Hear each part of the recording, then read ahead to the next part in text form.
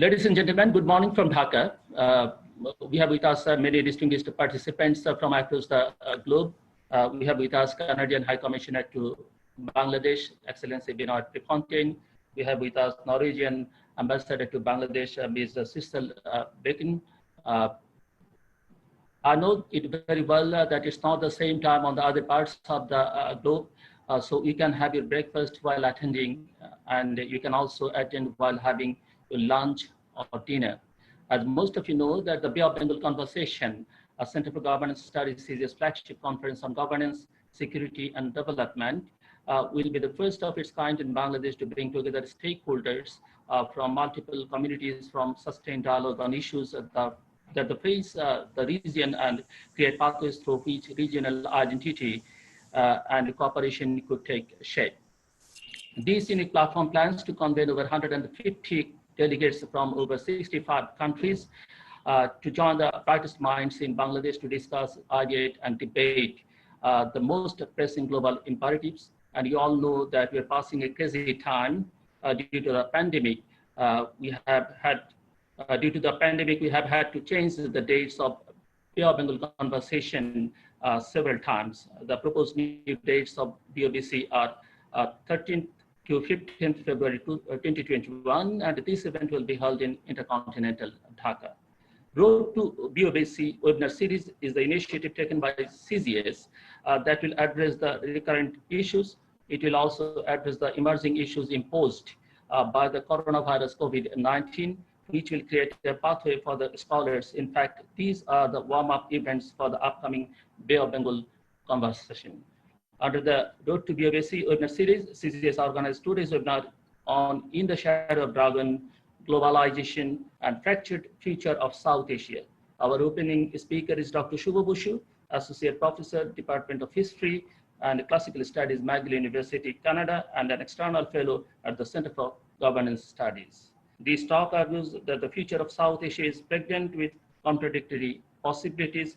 It is a region that witnessed significant degree of economic growth and existence of massive poverty, the largest democratic experiment in the world, and the worst possible record of violation of human rights, violence along religious, ethnic, and caste lines. It had a history of state formation over 3,000 years, but the region is characterized by weak state unable to deliver welfare coverage for most of its citizens. Ironically, the region produced the most radical revolution in decades from both left and right-wing perspectives.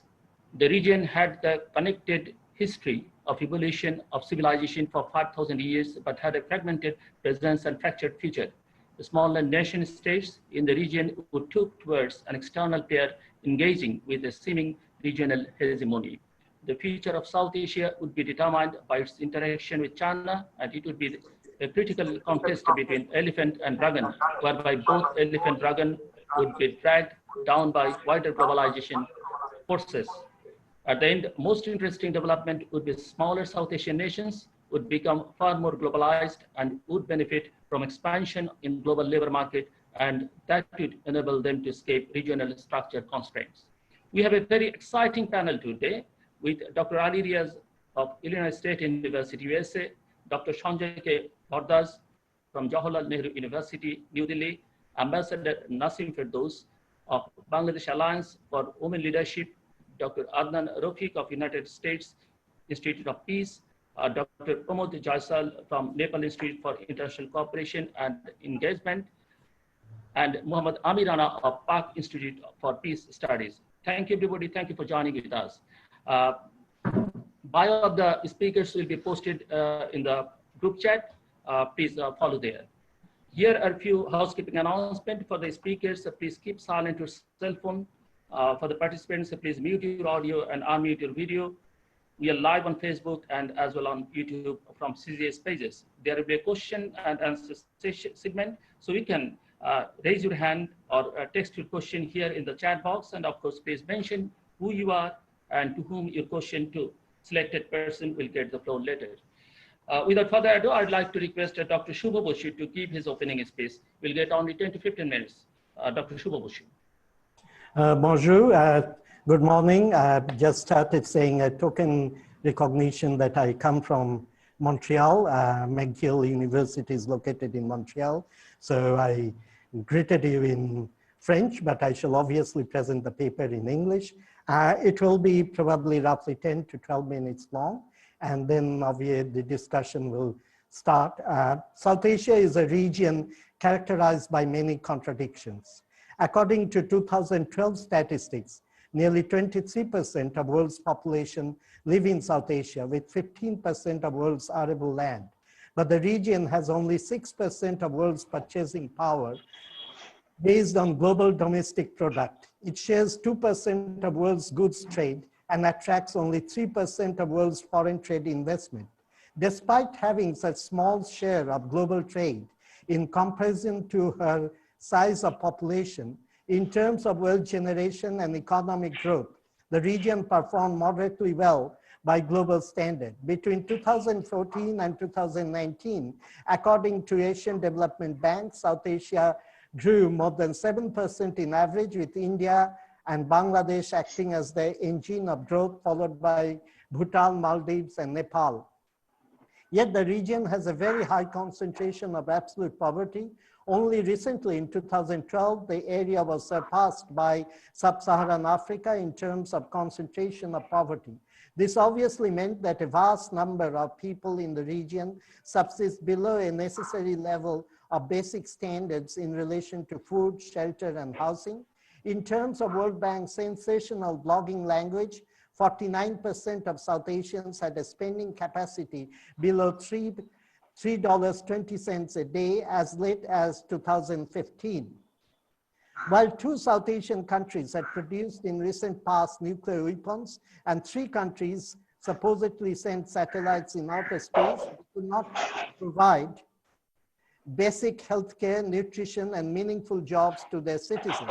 More importantly, though South Asia for the last 5,000 years witnessed the evolution of connected civilizations in a shared space, there exist intense rivalries among nation states in relation to the interpretation of past. Partisan interpretations of past histories generate significant degree of animosities for the present. Long back in 1987, political scientists Lloyd Rudolph and Susan Rudolph characterized India, a pivotal state in South Asia, as a weak, strong state and rich, poor economy. This description applies to most of South Asian states. This essay proffers a hypothesis to explain this paradox. It submits that an incomplete decolonization marked by centralized state or top-heavy military bureaucratic structure has disenfranchised popular social classes from exercising meaningful role in the governance process. This has rendered many states partially unresponsive to their citizens' rights and needs. At the core of these stood the pattern of interaction between ruling classes and state spaces, and most problems occur when ruling classes impose a centralized unitary control over divergent ecological, cultural, and ethnic spaces, subverting the inherent plurality of the society. This essay thus presents an argument that democratic decentralization, federalization of polity, and right-based approach towards governance will create conditions for a more connected and collective response among South Asians to issues concerning everyday lives, from social inequalities to environmental degradation. This will enable a region fractured by nation-state rivalries, deep social inequalities, and ethnic unrest to develop collective economic responses to global opportunities. Let me further elucidate this point of incomplete decolonization by referring to the contradiction inherent in the term South Asia itself. The term South Asia is of recent origin and clearly symptomatic of post-colonial recognition of diverse nation states in the region. Yet this post-colonial description of geopolitical territory contained within its embryo a signature of colonialism in the very structure of territorially bound within nation states marked by rigid boundaries. Though territorial states in Europe are regarded as a byproduct of Treaty of Westphalia signed in 1648, in Asia it depended on 2 crucial factors. First, the mapping of territorial possessions of European empires, and second, the gradual transfer of power to indigenous elites in these territorially defined states. To elucidate this point further, we have to look at the mapping of the subcontinent. Colonial rulers who gradually came to conquer the region from 1757 onwards, earnestly started mapping the territories that were under their control. As a consequence, 3 lines defined the region: Durand Line, the border between Afghanistan and Pakistan; McMahon Line, the border between India and Tibet; and the more famous or infamous Radcliffe Line, the border between Pakistan and India and Bangladesh. But the border making in South Asia did not stop at the former core territory of British Indian Empire. The neighboring region of Afghanistan was also defined by Great Game, the infamous euphemism for British and Russian rivalry over influence in Central Asia.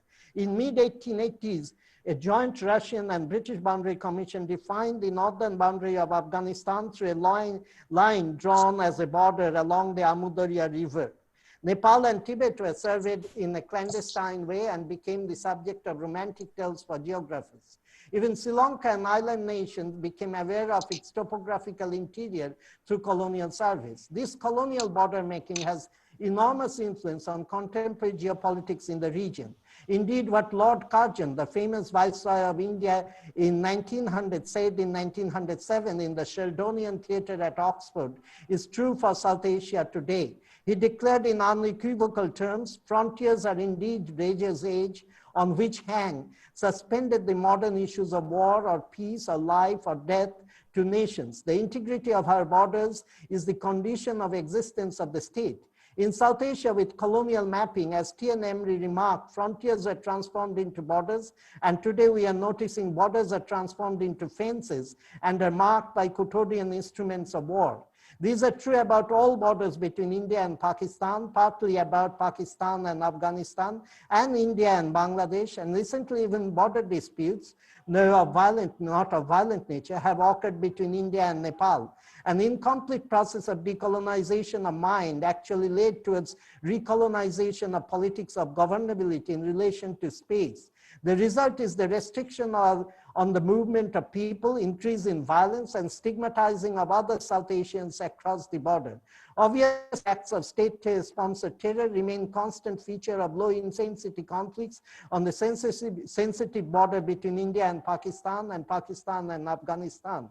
Thus, international politics in South Asia remains in a constant state of tension.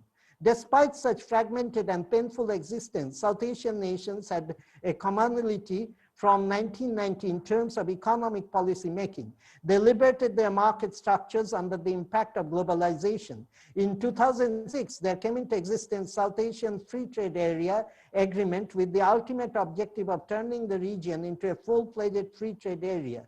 Under conditions of globalization, SAARC countries like their northern neighbor China participated in global value chain in order to expand their national economies. Between 1990 and 2008, there took place an impressive rise of 12% points, and the share of GVC trade in world touched the peak of 52% in 2008 in the year of global financial crisis. As South Asia is trying to cope with the dynamics of globalization, her northern neighbor China emerged as a crucial player in global economy.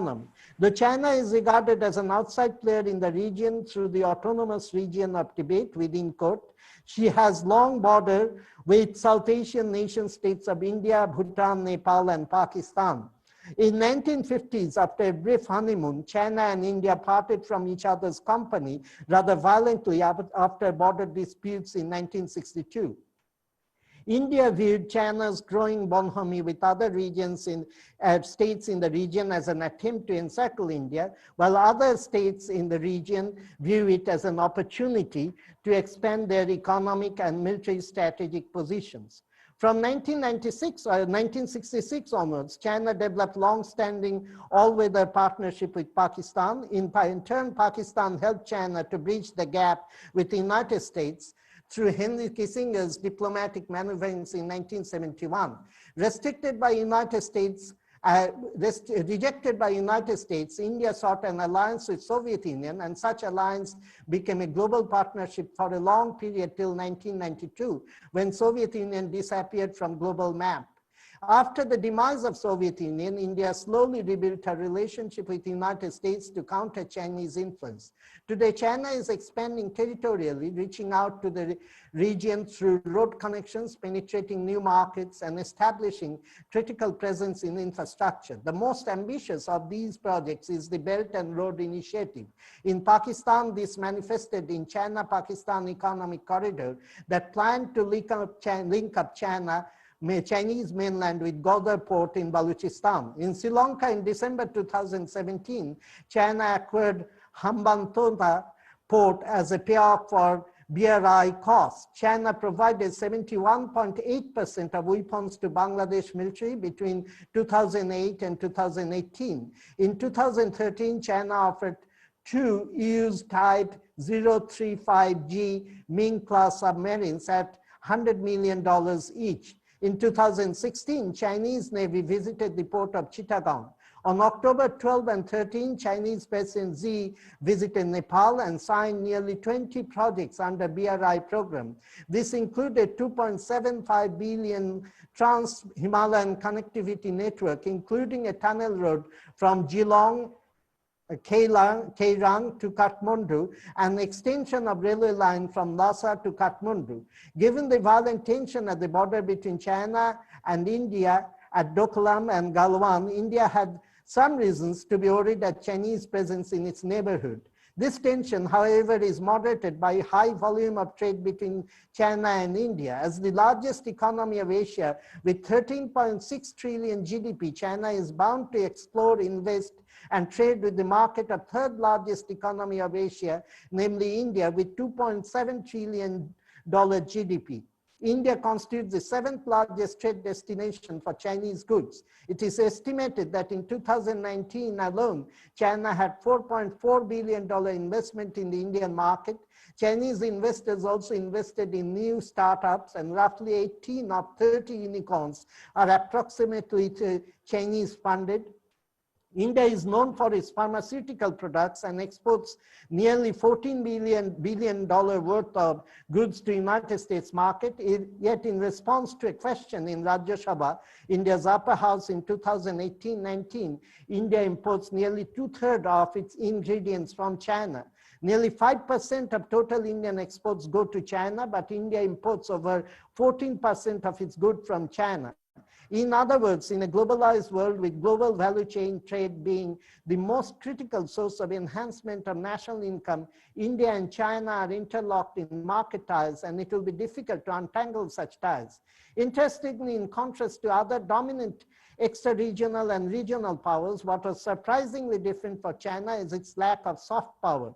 The British popularized English as the language of communication and cultural articulation and left a lasting imprint on elite mentality in the region. Americans added to English language world the seductive charm of Hollywood. The reach of India's Bollywood movies and songs are far wider than any other Indian products. China does not have such cultural tools to mesmerize South Asians. Today's China's interest is simply in attracting investment and disseminating its influence through trade and arms supply. China's presence in the region can be regarded as strategic and economic. To conclude, South Asia is in the most important stage of its transition. The region is being united through its participation in global trade and commerce, despite its poor track record in terms of neighborly relationship. The fractured response and nation-state rivalry can complicate the global economic integration. The colonial inheritance of the problems in relation to border and the deeper post-colonial anxiety relation to border can deprive the benefits of globalization. The regional economy is clearly under the shadow of another supra-regional power. To access and benefit from global economy, South Asia has to reform, compromise, and reinvent some of the political practices rather than continue with the current state of affairs. As a person whose origin is in the mud plain of Bay of Bengal littoral, I have much more hope in multi-sectoral, technical, and economic cooperation in the region than old irredentist nation-state rivalries of colonial origins. That's more or less my submission. I believe that the panelists will discuss it further and will obviously put in their comments and their inputs, and we shall go further from there and involve the audience in the discussion.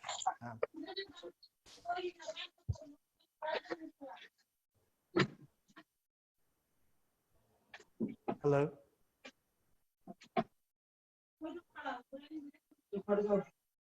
I think I have ended. Thank you, Dr. Bushu, for your excellent, thoughtful presentation. I'll back to you again. Turkish Ambassador to Bangladesh, Mustafa Usman Turun, also join us. Thank you, Ambassador, joining for us. Let's start the panel discussion. Each panelist will have only 5 minutes for opening remarks. I will start with Dr. Adnan Rafiq. Dr. Adnan Rafiq is the country director of United States Institute of Peace. Dr. Adnan, it's your turn.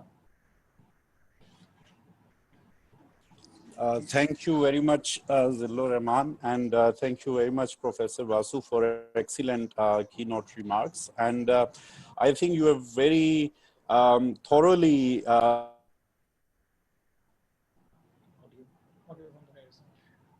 I can't hear you. Adnan, I was on mute. Yeah, please. Okay.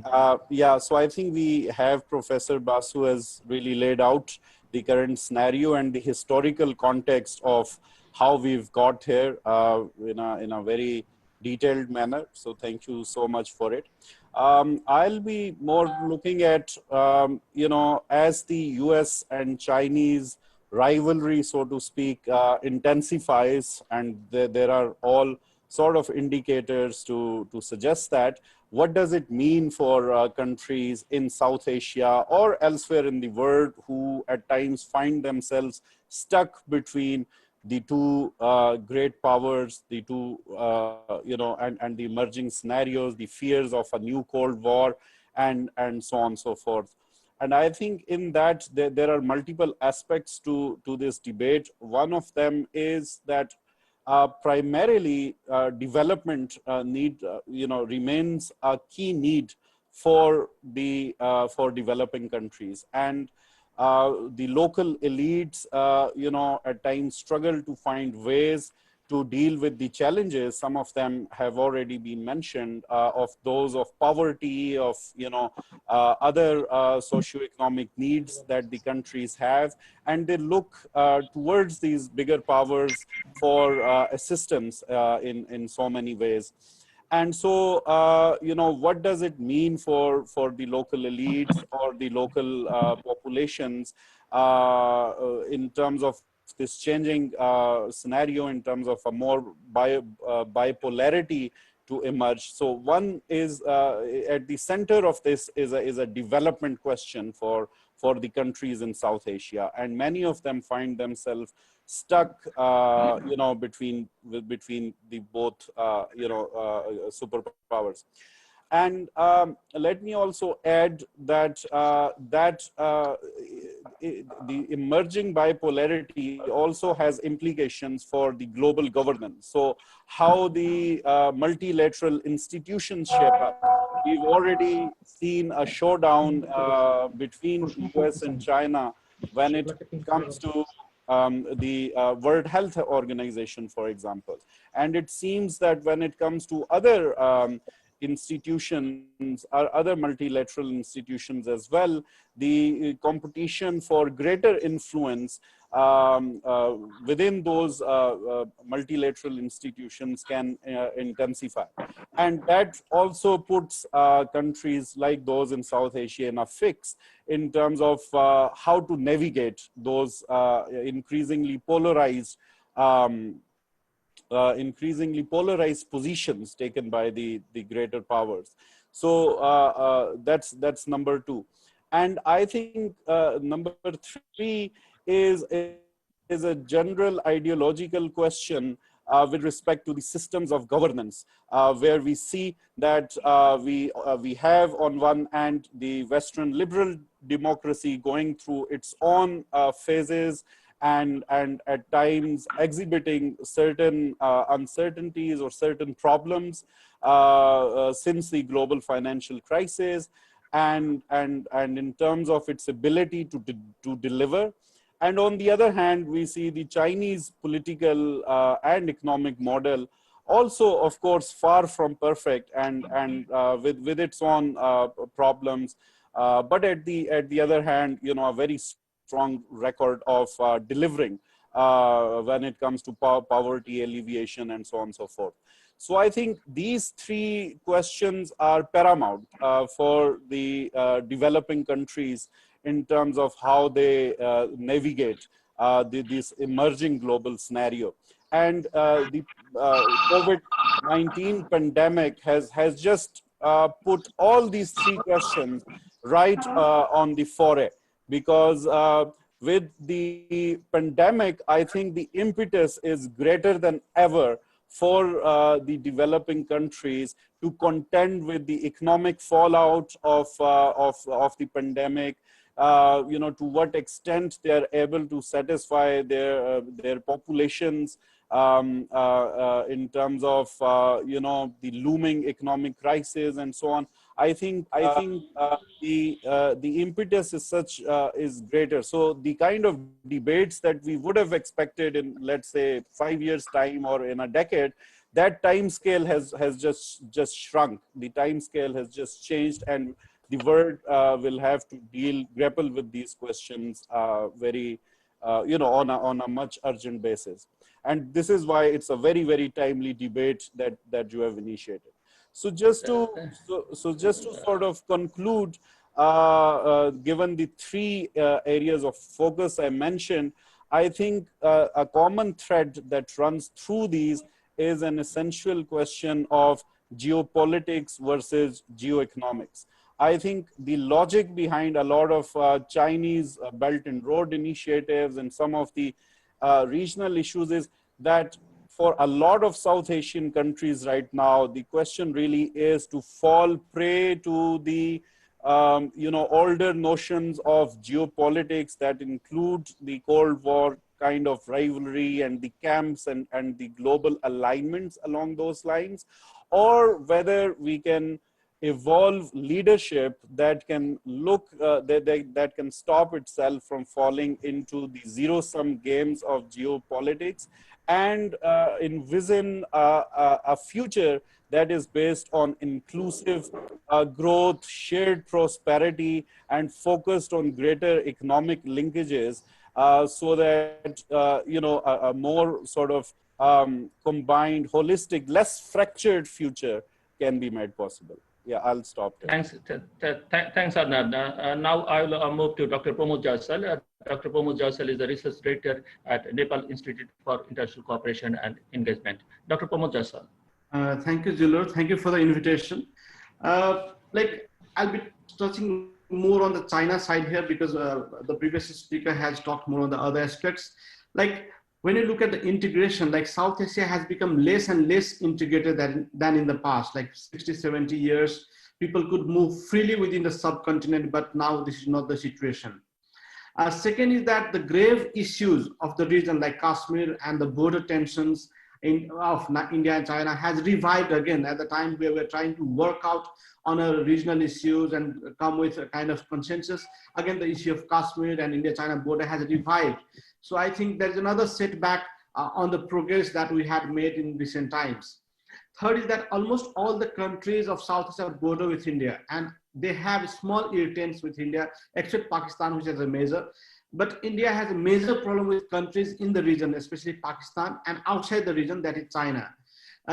In this context, I believe the onus lies on India to resolve some irritants that has sabotaged the growth of South Asia, because it is at the center, it has the major problem, and it can deal with the problem, and it has that capacity. No other countries in the region can really help India in that, and then that's why I think the major onus lies on India, how to resolve all those regional and the within the region and the outside the region, the problem within the region and outside the region to be resolved.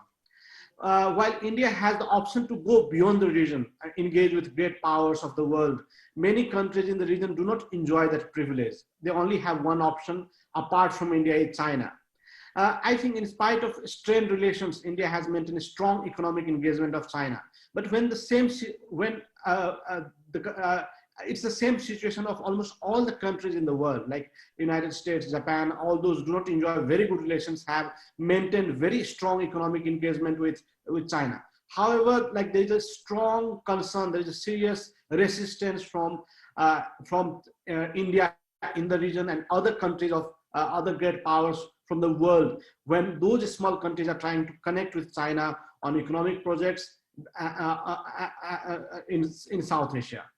At the same time, like they are not coming with lucrative alternatives. Like India is not coming with very ambitious connectivity projects to those countries where which India wish that they should not align with China or engage with China on those sensitive infrastructure projects.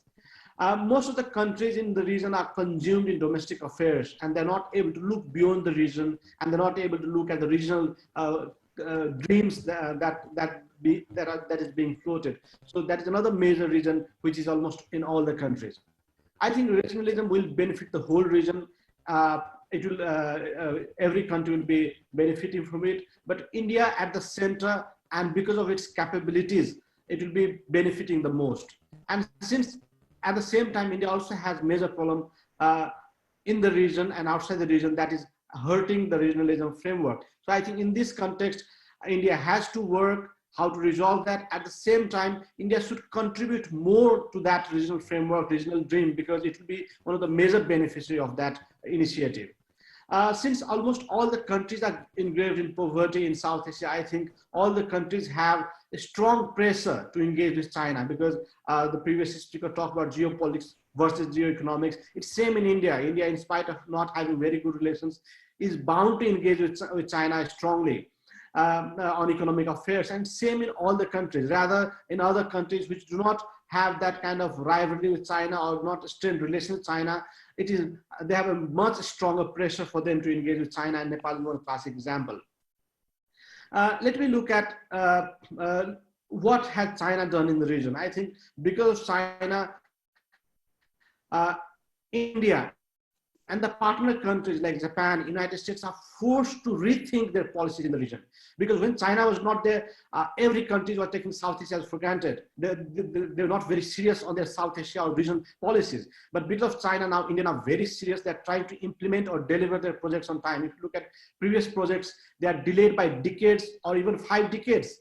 At the same time, like there are many projects that has been cancelled. There is no progress at all. So in this situation, what is happening is that now these countries are coming seriously on those projects. Similarly, if you look at United States, like the major factor, the major fraction of their aid was just on advocacy, democracy, and all those. But Nepal needs infrastructure. It's a poor country with difficult terrain and not very connected. So in this situation, Nepal was looking for infrastructure that can boom its economy, but the powers or the greater contribution of foreign aid were not spending enough on that sector. But because of China, railway, road, all those, it has also not been come into reality, but it has forced countries to come with those kind of infrastructure projects. Like if you look at MCC of America, they come with mega project on connectivity, like roads and transmission lines, which Nepal really needed. So this came only after the reaction of the BRI. They came as a reaction to BRI. Similarly, we had railway in the past with India, but it disappeared after some time, and now India has come with ambitious railway connectivity in Nepal. It's same with Japan now. Like now Japan, India, and US are there is some problem. Come together and come with ambitious plan of connectivity. I can't hear anything. Can you hear me? Hello? Can you hear me? Yeah, I can hear you. Pramod, we can hear you. Please shout your speech. Huh?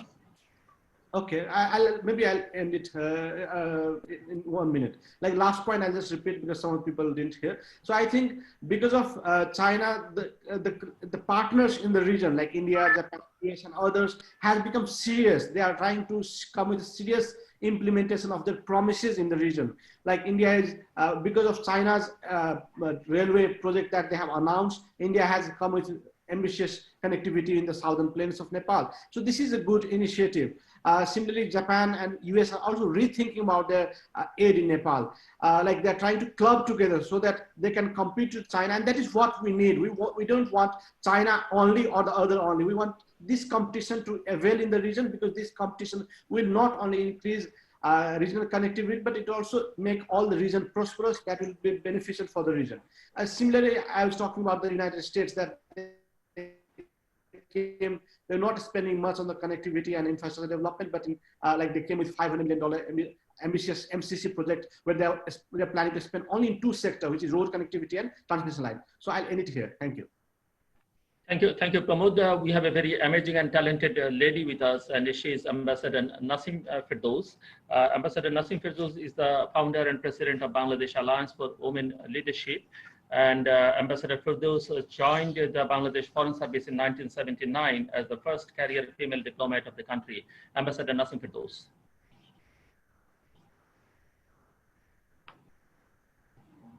Okay. Ambassador Nasim Firdaus, can you hear me? Yes, I can hear you. Please. Yes, please. Thank you very much.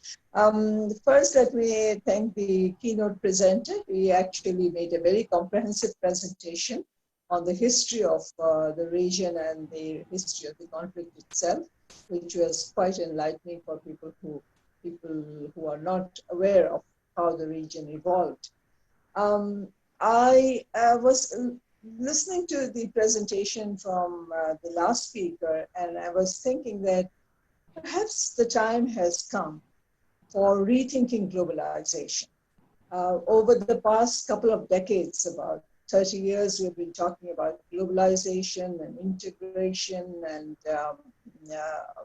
trade, focus on trade integration, etc. But the fact remains that the world is still very fragmented and will remain fragmented for its own personal purposes. So therefore, what we need to do is perhaps think in terms of what drives people and what drives countries to positions where conflict arises. Basically, what in your initial introduction, you mentioned about poverty and you mentioned about human rights violations. Those two things are key to all these issues that are seen today. And one of the things that that needs to be addressed is the question of poverty. And there, the world has failed. Not only India and China and the other countries in South Asia, the entire world has failed in removing the poverty level of this region. I mean, the keynote speaker mentioned that 23% of the world population lives in South Asia, but in what state? What dire state? Where is the situation compared to the rest of the world? And therefore, this conflict will continue to grow as long as this poverty issues and the human rights issues exist. China has been looking for has changed its pivot in many ways and has been over the last couple of decades, has been trying to achieve a place from where it can actually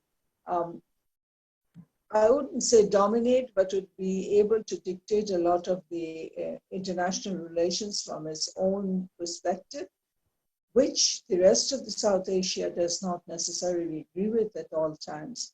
However, the greatness of China in many ways has created the platform from where certain ideas can be launched. And China has the responsibility to do that. So it has arisen. It's not because of the border areas only, but the conflict is actually more based on trust and faith. Those are the two issues that have come into the play in this conflict. Because the war that almost began in Ladakh, those areas are absolutely inhabitable. Almost the regions are very harsh. The region is very harsh, and to fight a war for a long time would not be practical, and that China and India both know that factor. So therefore, the plans to, occupy, it does not exist. I think that those two things are not there. In terms of delivery, the last speaker had mentioned that China has delivered. Delivered to whom? To how much? It has delivered to itself. Then why are we talking about human rights violations in China? And if it hasn't, has it delivered to the South Asian region? No. To the Asian region? No. The question is, when you talk about domination, in a sense, China has been able to dominate the political scenario of the entire South Asian region. The more it tries to impose its ideas, the political, the social, the historical scenario keeps fracturing itself. It doesn't become a cohesive region. So therefore, what one of the reasons that comes to my mind, one of the reasons is that there is a very big dearth of real leadership across the board, not only in South Asia, not only in Asia, but the question of leadership in the United States. And these frictions between leaders have caused these different thoughts on the areas of what is happening in this region. The final word that I'd like to say is about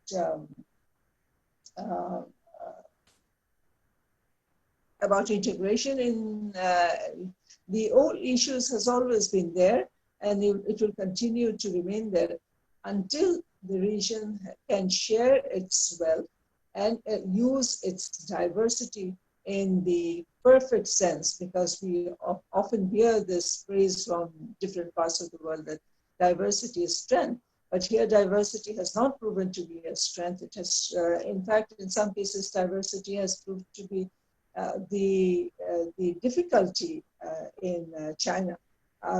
One of the reasons the human rights violation in China has been because of a different, diverse group of people, and then their attempt, the leadership's attempt to bring cohesion in that has actually failed. It hasn't helped the world. So those are the issues that needs to be addressed if we want to help South Asia not fracture further in terms of ideology, in terms of poverty, in terms of reduction in the social status. The whole idea of globalization has been put to test by this new COVID-19 case. The region will have to rethink its connectivity issues as well. I mean, we're talking about connectivity, the connectivity by road and connectivity by rail. Those issues are now will become less and less significant. The connectivity issues that will be more important is the kind of connectivity that you're having right now.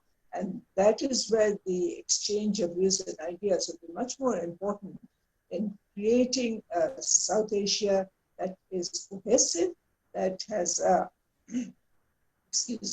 has a brighter future by sharing and building trust. That is the most important thing. Thank you. Thanks indeed, Ambassador. Let's hear from Mohammad Amir Rana. Mohammad Amir Rana is the director of Park Institute for Peace Studies. Amir, you can open now.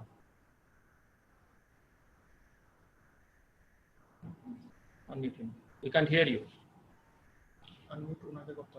Amir. Yeah. Now you can hear me. Yeah. Yeah. So thank you, Zilur Rahman, for organizing this wonderful discussion. And this discourse, I think, is missing in South Asia, and somehow you have taken the lead. And we are talking about the connectivity, integrated South Asian regions, but not at the part of the state, but the civil society. Societies also lacks this kind of initiative. So congratulations for having this kind of discussion, and I hope you will continue this initiative. As far as I think Professor Sabubasu has already have mentioned that the South Asia is a very important transformational phase. And when the China power is growing and India power is also is growing, so if we want to transform, get advantage of this changing order in our region, what we have to do, how we can transform our region. This is the key questions which the South Asian nations are struggling since long. All the time we talk about the South Asian potential, its geoeconomic potential, and how we can transform the faith of our nations, the people, the birth elevations. But most of these talks remain only limited as just as the now I can say this is rhetoric. We haven't realized that how we can transform, utilize this potential, and this is the key, and how we can transform the regional order. And for reforming the regional order and more connectivity within the region, we need to have identify the irritants. And we all know that what are the irritants, whether these are the border issues or other geostrategic complications we have in the regions. And we usually don't directly talk on the very core issues. And this is the problem. And maybe this is in the genetics of the South Asians, that usually we avoid to talk directly and try uh, to address or to be issue through indirect way. I think this is we have to review our approach at first, and then we can move forward. And as far as our bilateral irritants are concerned, this is well known, but the Zulur Rahman has organized this discussion to discuss mainly the Chinese factor which comes in South Asia politics. And I think this is we cannot avoid. Dragon is already in the room, and we have to see that how we can accommodate it, or if we cannot push this dragon out of the room. And this could be done that when we will have the more bilateral engagement with China and the more regional engagement with each other and with China. I think then maybe we can get more benefit from each other's potentials. And only to looking towards China, that is maybe this is going to be bulldoze everything in China, or economy, or the geostrategic and geopolitical equilibrium of the region. I think this is we have to review our approaches. And as far as the China's new leadership 5 principles concerned, this is one can maybe agree or not. This is basically consists on all these mutual cooperation, peaceful coexistence principles. And can the South Asians exploit these principles, the Chinese soft political the slogans? I think this is the time we have to review our strategies. And for South Asian nations, as we also need to have more bilateral and regional initiatives. SARC, which is somehow is dead, is needed to be revived and needed to be made functional. There is a lot of talks about other regional initiatives in which maybe the one nation be part of it and to exclude other. But this selective approach, if it works, all the nations have right to move forward. But I think there is a need to be engaged in more regional initiatives. And these regional initiatives, whether this is SAARC or the Bay of Bengal, or whether it is SCO, or maybe other similar regional initiative can be taken. These initiatives, I think, could remove many of the irritants, and it will make possible to implement, to move forward on many transnational mega projects, which will increase dependence on each other. And so far, this is one of the major factor that we are not as connected as we were before a couple of decades ago.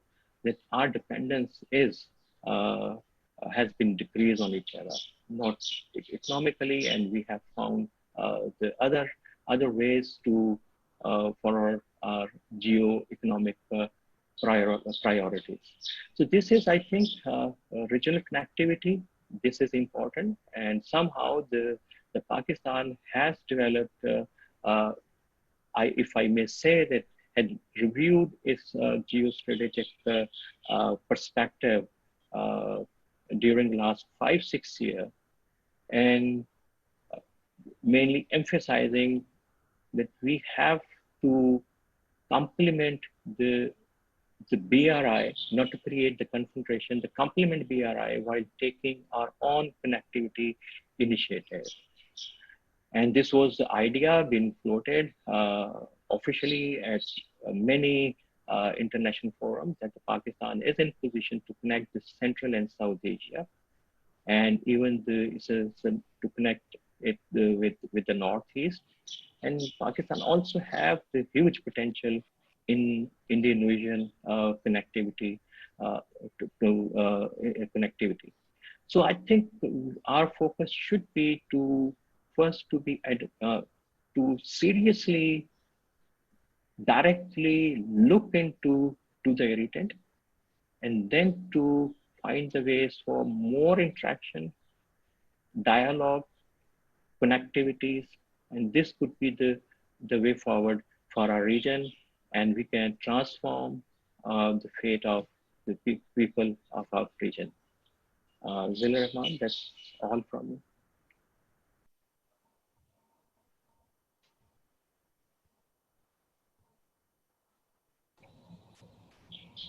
I end here, Zilla Rahman.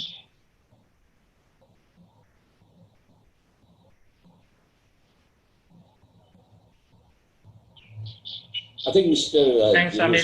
Thanks. Okay. Thanks, Amir.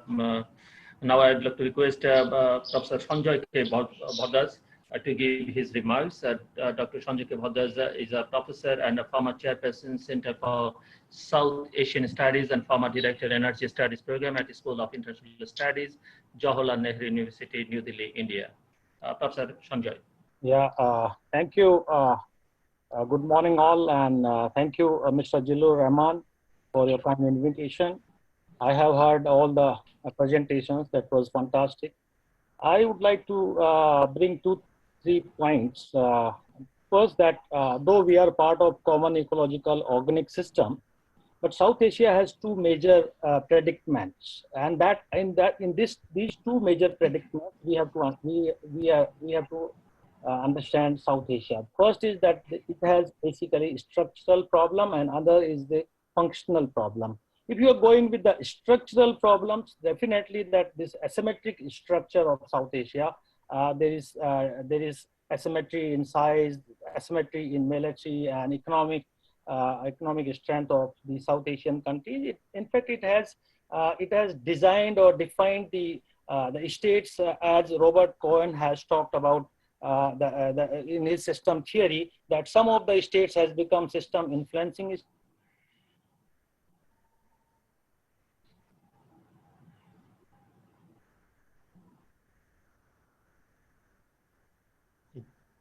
Can't hear. I can't hear Professor Singh. Dr. Sanjay, please. Is it okay now? Yeah. It's okay now. So this has created and then further it has exaggerated by the ill-defined political boundary or political geography that has been dominating on South Asian states. The second, if we come to we come to the functional aspects, and then you just look in the functional aspects and policy aspects, then you do find there is complex interdependencies among the states on many of the issues linking to the security, the internal security, where the issue of terrorism, the issue of insurgency and fundamentalism, and then you come to the external security aspects, that the presence of extra-regional powers creates a lot of interdependencies between the states, and it is further, like on the other aspects, the economic developments also has a lot of interdependencies on the between the South Asian states. And the third aspects of this functional, then it comes to the political instability, and there also allegations and counter allegations that that has created or distanced the South Asian states. It was basically in the last decades that we have also seen that the leaders had come to power on the name of, or on the slogan of, reorganizing the society, or basically on the populism politics, and they asked to transform the country or transform the South Asian region, but they have also trapped in the politics of nationalism. If you are looking this structural and functional aspects, India being the largest power, or India being, or the South Asia being the Indo-centric region, India tried to bring many of the policy shifts in the past more than one decade. From bilateralism to multilateralism, we tried to bring the multilateralism. We tried to bring many of the ideas in the last SAARC summit. India has proposed about power corridors, and we also tried to develop relations with the neighboring countries based on that was earlier based on reciprocity to non-reciprocity, and then also had India had developed a strategy of that unilateralism to constructive unilateralism, and there we started giving line of credit and aid and assistance and development of other South Asian countries. In fact, we have come into a trap that where in a policy where the resource nationalism has been transformed to the resource sharing concepts, and like you can see, SAARC satellite was one of the examples of that. And instead of this policy shift in the region, or instead of the forces of globalization that was part of liberal international order based on neoliberalism and free markets, that South Asia in fact still remained the least integrated region in the world. And we could not basically integrate the issue of connectivity was raised, the issue of poverty, unemployment, all the issues, but we could not integrate, we could not take the advantages of globalizations and free market economy. And the second, what happened that the South Asia region has starting extra regional powers in the region, and these extra regional powers has become actor and factor in South Asia, or basically that smaller states of South Asia had started entertaining extra regional powers to as a policy of balance of threat or counterbalancing within the region. And what happened that because of this extra regional powers, some of the states who were system inflectual states like Bangladesh, Sri Lanka, or Nepal has become today the system affecting states, and India remained the system influencing states in the regions. So you can see that this kind of structural and functional problems had remained a dominant factor that the South Asian countries could not come together in spite of many forces that they were trying to bring all these countries together.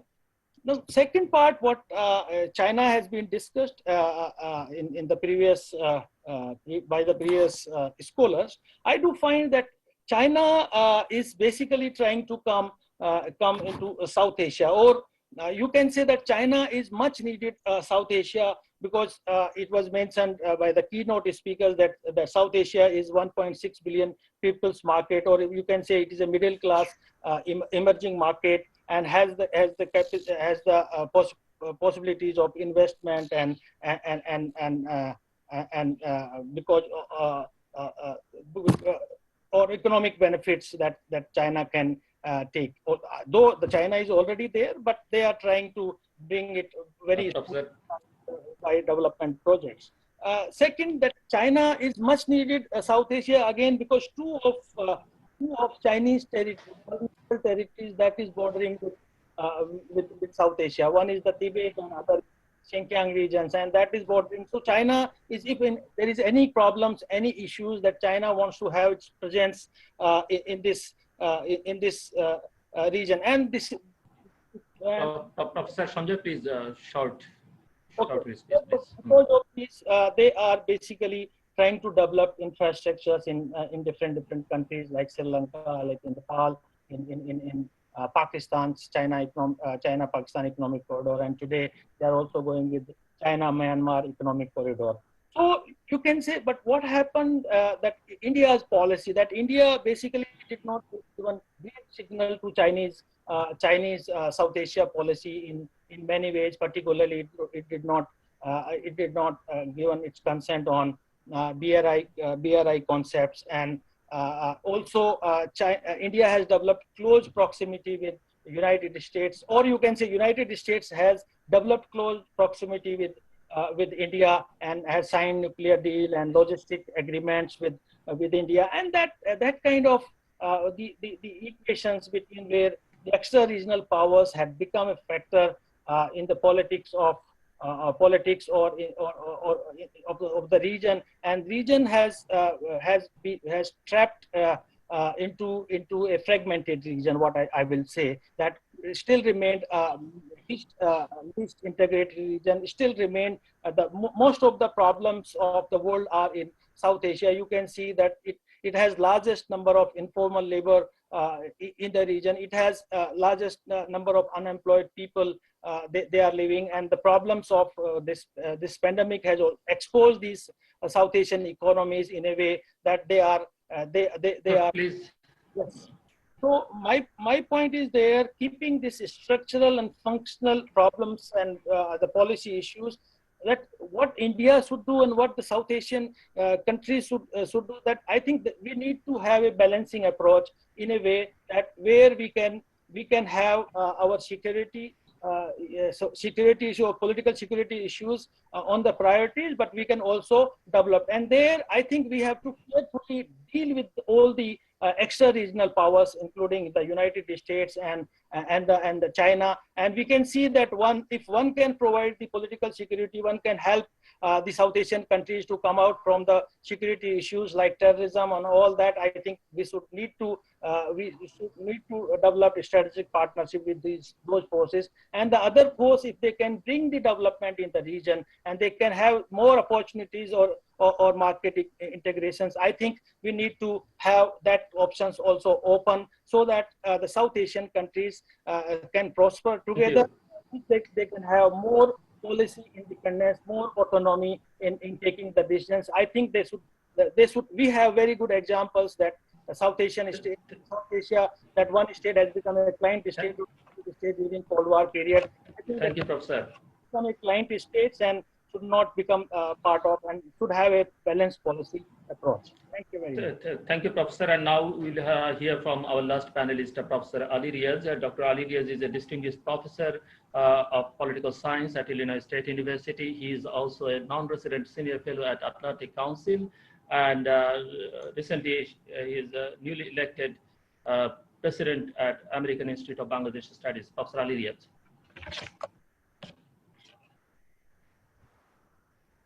Thank you, Zilu. Thank you to CJS for providing me this opportunity to to listen to and participate in this excellent conversation. Thanks to Professor Shubha Basu for his excellent presentation, particularly providing a very historical background to the South Asia region.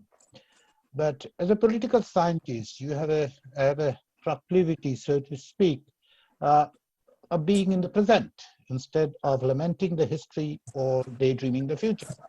And that being said, I would say what are the premises of this conversation? The premise of this conversation are threefold. Three things, whether we accept it or not, it is there. The first thing is, of course, the rise of China. Had not China been in this situation, the entire conversation would have been completely different. The way we are talking about the role of India vis-a-vis China, not vis-a-vis anything else. So that is the first premise that I would like to encourage or remind myself as well. What is the second premise? Absence of the United States, despite the fact that its shadow is there because of this global or the tension between the United States and China.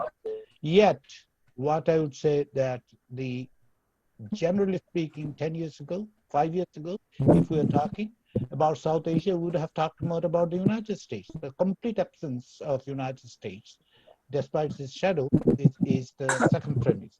The third premise is the one that we're going to talk about is what approach should we take?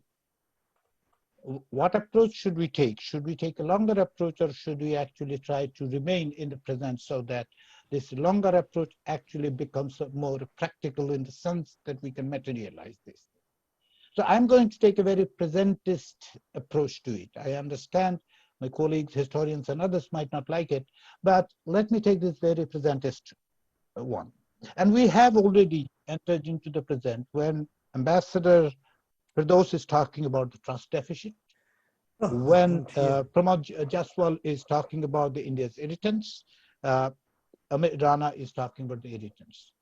So how do we look beyond the present when this the fracture or the fractured South Asia remains in this trust deficit situation? This trust deficit has not been it's not a result of the history only. Let us accept the fact. The role of certain countries, in this instance, the role of India, has become more pivotal in creating this kind of what we can describe as an asymmetry, but also we can describe as an imbalance. Looking the whole region from sitting in Delhi looks so different that then Bangladesh becomes too small, Nepal doesn't almost exist, and Bhutan is becoming just nothing but a small piece of land. This is the kind of approach that has hindered the regional cooperation, despite the fact that the global integration is necessary within the globalization, within the frame of globalization, within the frame of regional connectivity. These things are not separated. Often, and especially now in the post or the COVID situation, I hear repeatedly the challenge to the globalization, understandable, but perhaps globalization, perhaps COVID-19 has told us how globalization should be rather than how it was. But it is not telling us that we should simply disregard the globalization. That is going to be, will take us in a different direction. That's why the current environment, the rise of China, now the rise of China has been there for the last decade. China has not risen yesterday. The China's intent to have the influence in South Asia, which is, it's not very hidden. China does want to, and this is not a benign expression that I very, very much like to, that's why I'm going to go to South Asia. It's not a fascination for South Asian culture, definitely not religion, neither Hinduism nor Islam. It's because if we look at the China's record, none of them actually matters to them. What then matters to them?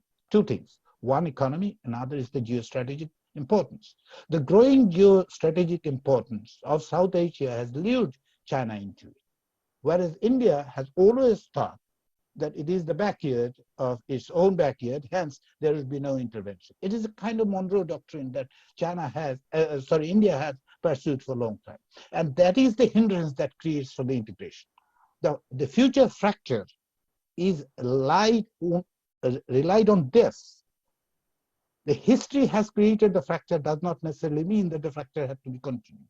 Fracture has been continued because of this approach that has been taken by the largest country in the region. And that approach itself, if has hindered and possibly continue to hinder unless there is a change of the mindset in Delhi. And this is not to say, this is not to suggest that as I have said, that this is not to suggest by any means that the China is a benign thing. And when I talk about China, of course, I understand that I simply cannot forget the massive human rights violation which Ambassador Firdaus has brought up, quite rightly so.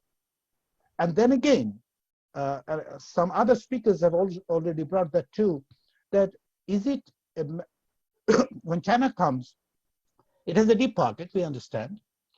The deep pocket itself is not the thing. Despite the fact, my friend Shubha Basu thinks that the China has a very weak soft power. I think China has a very strong soft power in the sense, in the current environment, given the de-democratization, China is offering a different model. Whether we will accept it, whether South Asian countries would accept, depends on its domestic dynamics in the sense. Whether Bangladesh would accept the Chinese model not only depends how much China can offer, but it also depends on its strategic position and its political relationship vis-a-vis Delhi. Hence, this understanding that we can talk about the larger issues. Of course, the poverty is an issue. I'm not disagreeing with that. I'm not suggesting that the the regional integration is not necessary. Of course not. Absolutely not. But when this asymmetric structure is being justified just because that benefits certain countries, then another asymmetric power would step in, and they're going to destabilize the status quo. We are witnessing the destabilization of status quo. The dragon is there. Dragon has been there. China has not just landed next to India. Or for that matter, China has not landed close to Bangladesh in the sense, if you look at the chicken snake, what is described as chicken snake, it is not that it is yesterday's matter. It has been there. Geographically, it was there. One thing that happened is this emergence, the importance of the geostrategic importance of Bangladesh, for example, the region itself, Sri Lanka, for example. If there's no Hambutota, nobody actually would have thought about it. Sri Lanka has been there. So this geostrategic interest of China, as well as need to be weighed in and understood that where is the region going? And many have mentioned, Pramod Jaswal has mentioned, and Amir Rana has mentioned about the irritants, right? What are the irritants? The irritants, if you look closely, the relationship between Delhi and the other parts of the world, meaning South Asia. Is it a political relationship? Is it an economic relationship? Unfortunately, Delhi has always insisted on a political relationship more than the economic integration. The lip service about the SARC, the lip service about the free trade, lip service about the South Asia free trade, and in other things. Excuse me, Zelul, can you put your microphone off? I'm hearing you. So let me finish. The point is that Delhi has always seen that as a political relationship, as opposed to the lip service of economic integration. The relationship has not flourished because you cannot simply politically dictate and try to have an economic relationship. China will do the same thing, but China is taking it in a different direction, that it is coming with the deep pocket and talking about. And here is the interesting part of this whole thing, that we are talking about South Asia and we are talking about China, but never have we ever recognized that China is a part of South Asia. No, China is not a part of South Asia. So those things being in the present, we got to understand, and my position is that we got to understand that how do you view the present? overcome the trust deficit, create a mutually responsive relationship which neither prioritize economy nor prioritize politics, and then create an understanding for going forward. So history has fractured South Asia, but history has not determined the future. The future lies in the hands of these countries. And these countries can actually take that one forward if the trust deficit that is there, if the contemporary situation is addressed. Someone mentioned about the death of Sark. We know why he died. Is it a premature death, or is it an obvious, conclusion of an era? We can debate on this. But fact remains, Sark is dead. Sark is dead. So, having said that, my argument is this: that the future going forward depends on the relationship between India and its neighbors. The way the India has treated its neighbors over the past decade, and particularly over the past years, is not exactly promising. It was very heartening to hear when Mr. Modi came into power and said that, okay, neighborhood first. It seemed to be neighborhood the last thing that has come, unless it is a political, game. In that case, you simply cannot expect. Some of us do have, some of our colleague speakers have insisted that yes, the political tensions is there. India has a wonderful relationship in terms of trade with China. India can have a wonderful relationship with China in the trade at the same time of having a border clash, which would be very much local. I'm not expecting, and I again agree with the ambassador that it is not going to flare up. India and China is not going to have a 1962 war. Not soon enough. I'm sure it is not going to happen soon, because neither of them are ready to do so. But China and India can have it, but India and Nepal cannot have it. You know why? Because when you are putting an embargo, we are putting a blockade, and then expecting that, yes, we'll have a wonderful relationship. It cannot be. When you have a political influence, disproportionate political influence on Bangladeshi politics, yet you expect that you'd be loved. You can expect. Nobody is stopping you. Delhi can expect that one. Good for Delhi, but it's not going to happen, unfortunately. Does that mean China is being accepted, embraced? China is being embraced not because anyone has a fascination for China. Rather, a balanced relationship would have been better for the South Asian countries had not this situation been. Now, India is concerned, and recently the Indian press, the Indian Research Organization, and all are, up in arms and talking about South Asia. Perhaps in last 2 months, the number of publications, ranging from news reports to analysis about South Asia that came out in Indian press is larger than last 2 years. Why? Because China stepped in. Your policy should not be reactive to it. It should be proactive. And that is what is missing here. That's why it is in the present that we need to look into. And as I started saying that somehow my position is neither the expected, yes, the dreaming future would be great, or simply lamenting for the history. No, I'm not going to lament for the history because I cannot change that history.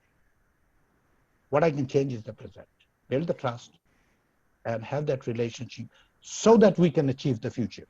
The poverty issue can be addressed regionally.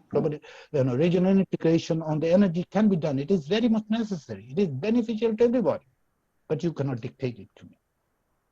If you dictate it to me, I'm not going to accept it. No smaller countries would accept it when it is being dictated. And that is the problem that I see with respect to the presence of the dragon. The dragon's presence has enabled us to talk like this, unfortunately.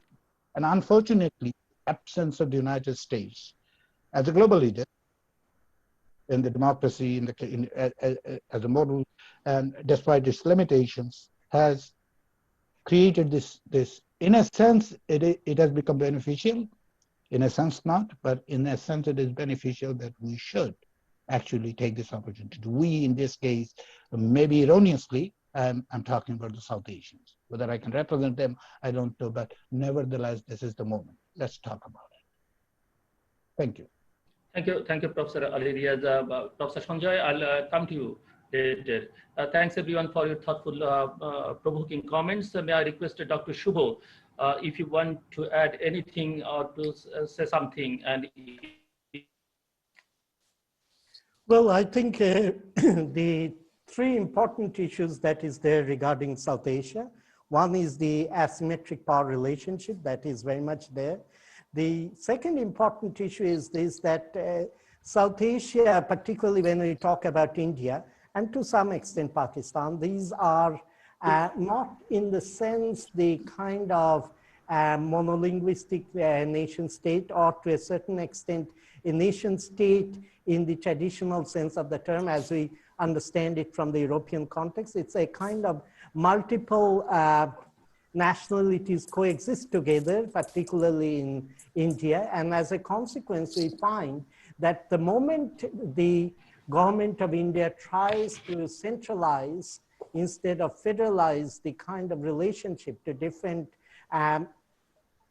constituent nationalities and constituent ethnicities, or whatever the way we put it, the moment there took place a crisis also in South Asian relationship. One important reason for why I'm saying this, I will not go into details. For example, on the border of Nepal, Nepal is a state which is probably the closest to India at some point of time, though in terms of government-to-government relationship today, Bangladesh is the closest. But Nepal, the government of India imposed twice blockades to Nepal. And the second time it imposed blockades because it wanted within Kurd the Madhesis to be treated fairly within the Nepali federal constitution. And there was a kind of some argument, although it is not clearly established, that government of India was not very happy with the secularization of Nepali polity, etc., given the current political climate in India. Now, what is the result? The result is obviously Nepal will look towards China.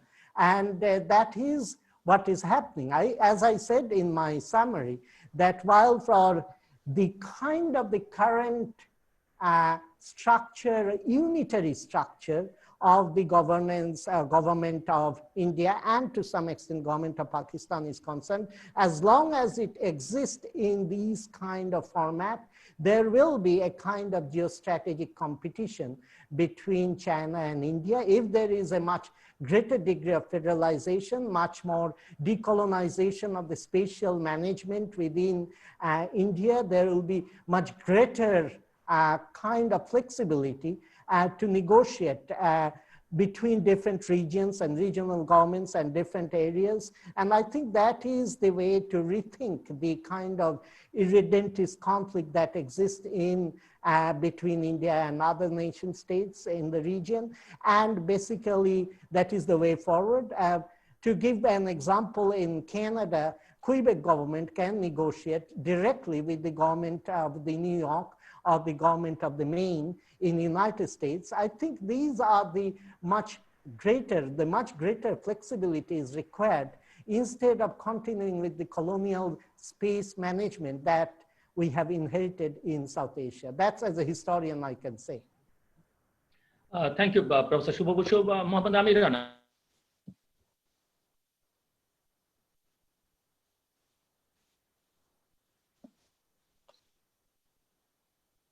Hello. Hello. Yes, Mr. Amir, go ahead, please. China threat plays into the political landscape in South Asia. Amir. I didn't hear you. Can you repeat, please? Hello. Yeah, you can hear you. Yeah. I haven't heard the question because there was a problem. Okay. I'm lifting. I wanted to see you, see Sigyu here from a little focus on Pakistan to India's relationship to China. There is a territorial dispute on the border, and some argues that China has expanded into areas on the Indian Ocean and Sri Lanka.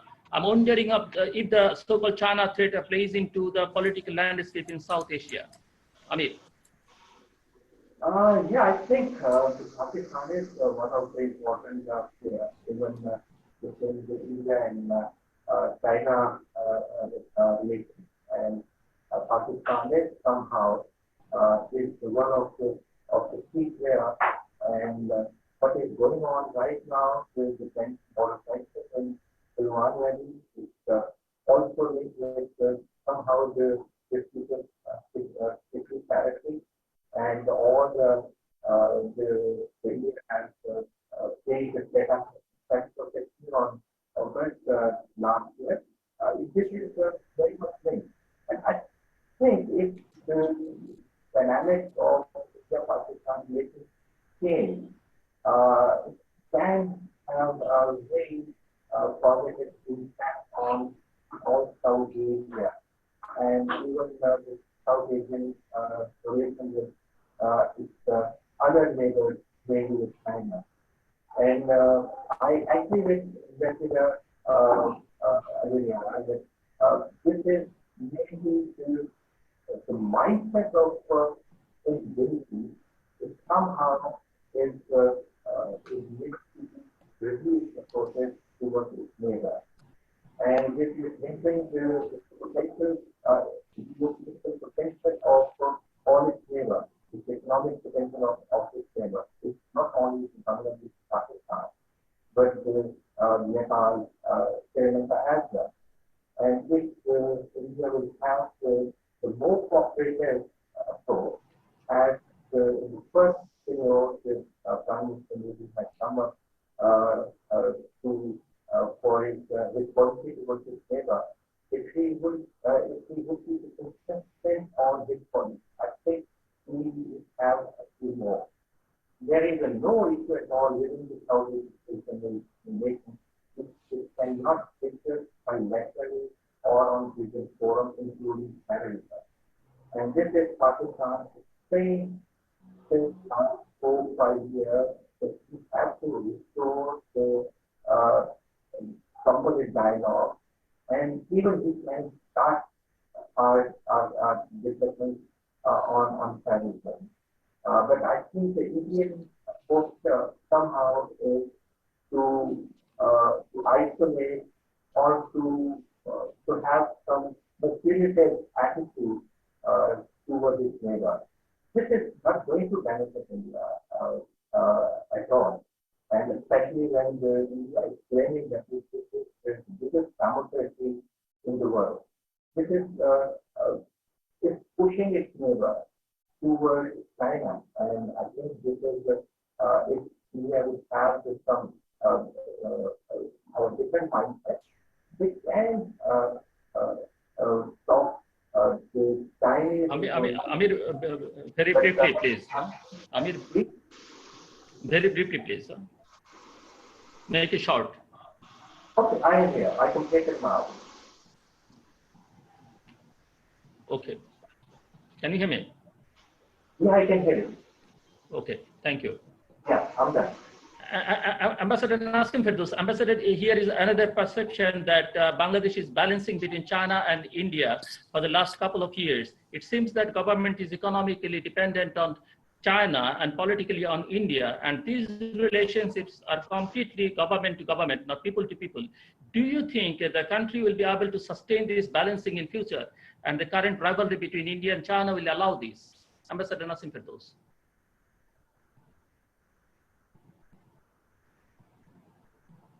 Thank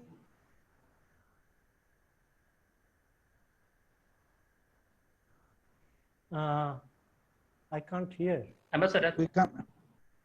Can you Yeah, hear me? we can hear it. Okay. Yes. The question is, the question that you are asking whether Bangladesh will be able to maintain a balanced relationship between with China and with India. that is how countries live. I mean, all countries have the same issues with the world, and people do make decisions that have, depending on the national interest as to where they will seek assistance and seek friendship to with. Now, given India-China relationship, this has been ongoing in terms of the border tensions, etc. It has been going on for centuries, actually, and this is nothing new, as our keynote speaker had mentioned in detail. That is going to remain there. Bangladesh will always remain dependent on both China and India. Do not forget, let us not forget that Bangladesh has the largest border with India. In fact, Bangladesh's only border is with India, effectively, if we leave out a small portion of our border with Myanmar. So therefore, India is a very important player in the region. But that does not rule out that Bangladesh's relationship with China must come at the cost of relationship with India. The relationship with China will grow economically as long as China continues to grow economically, and China continues to invest in Bangladesh, and that is going to continue to happen. In terms of relationship with India, I would back to the question of SARC.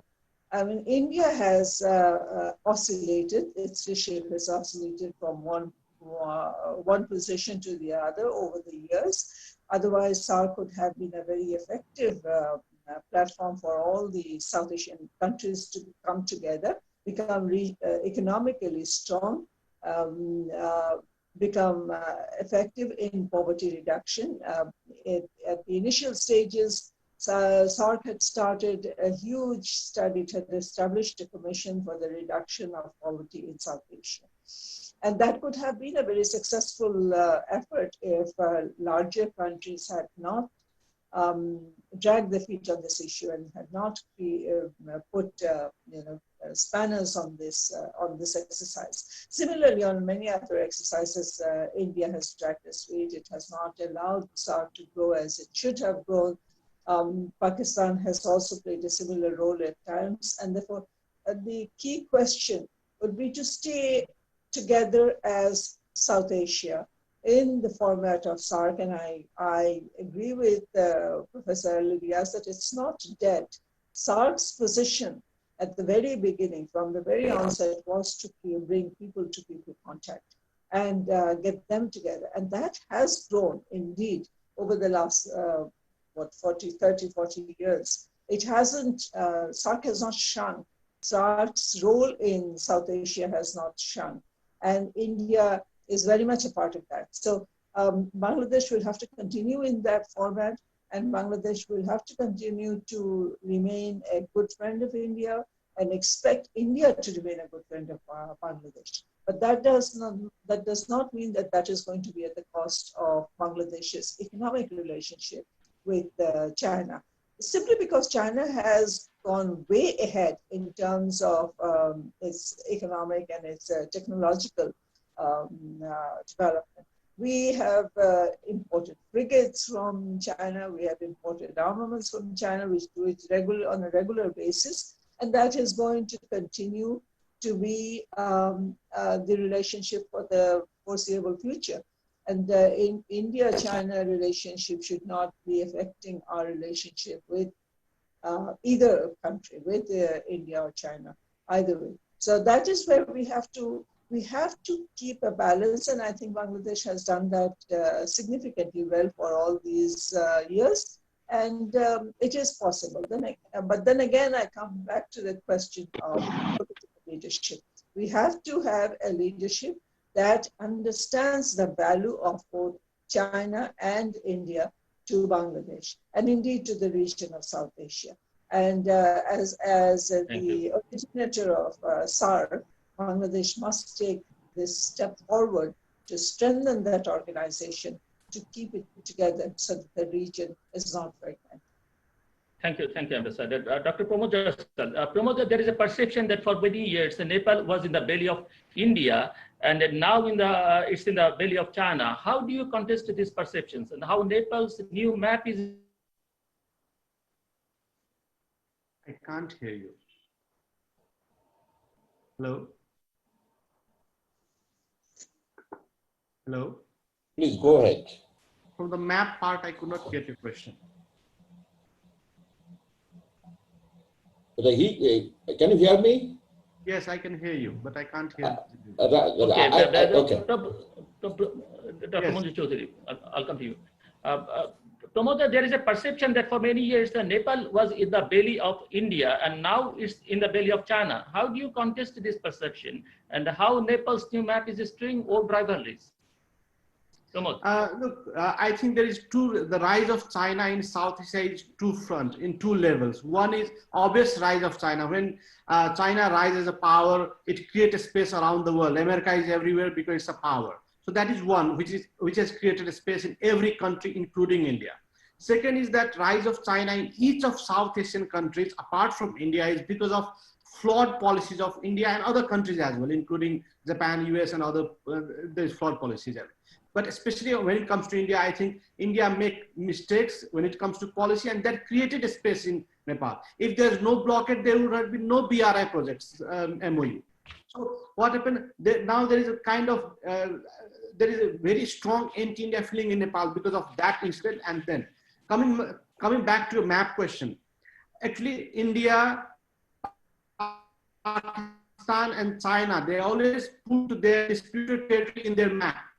We never did that because we have very good relation with India. We said we'll resolve and we'll put it. We had been raising this voice that it's a disputed territory, but never put it in the map. And it's more than 60, 70 years, it has not been resolved. The problem has not been, rather it became complete after the Indo-China war after 1962 because India put their troops there. So Nepal has been claiming that territory, but it's not very loud and clear because Nepal didn't want to spoil the relations. They want to maintain very good relations. But now when India is coming with new structure of map, Nepal might have thought that this is the right time to raise the voice. Second is that the defense minister of India inaugurated the road on 5th of May and Nepalese responded. Before that, there was not strong voices. We didn't came with a new map. But when he inaugurated that road, which is disputed territory, which should not have happened, he even inaugurated on Twitter and online, Nepal responded, and there was accusation that is third-party provocation, which is very humiliating for Nepal. I think every country in this world, small or big, have that they have that national sentiment that for the territory they stand. They don't need provocation. No one need to provoke Bangladesh for defending their territory. No one has to provoke India or Pakistan or any country for their territory. I think that is very humiliating for Nepal because that was a statement from the army chief. When MEA had to speak, when MEA had to come forward and make things normal, there was complete silence. Nepal only expected one phone call or very strong press release, very balanced press release, very convincing press release for Nepal, which they failed to do that. And the people and the media forced Nepal government to come with a map. I'll end it here. Thank you. Thank you, Dr. Pramod. Dr. Adnan Rafiq, as a close ally of China, how does Pakistan view its own?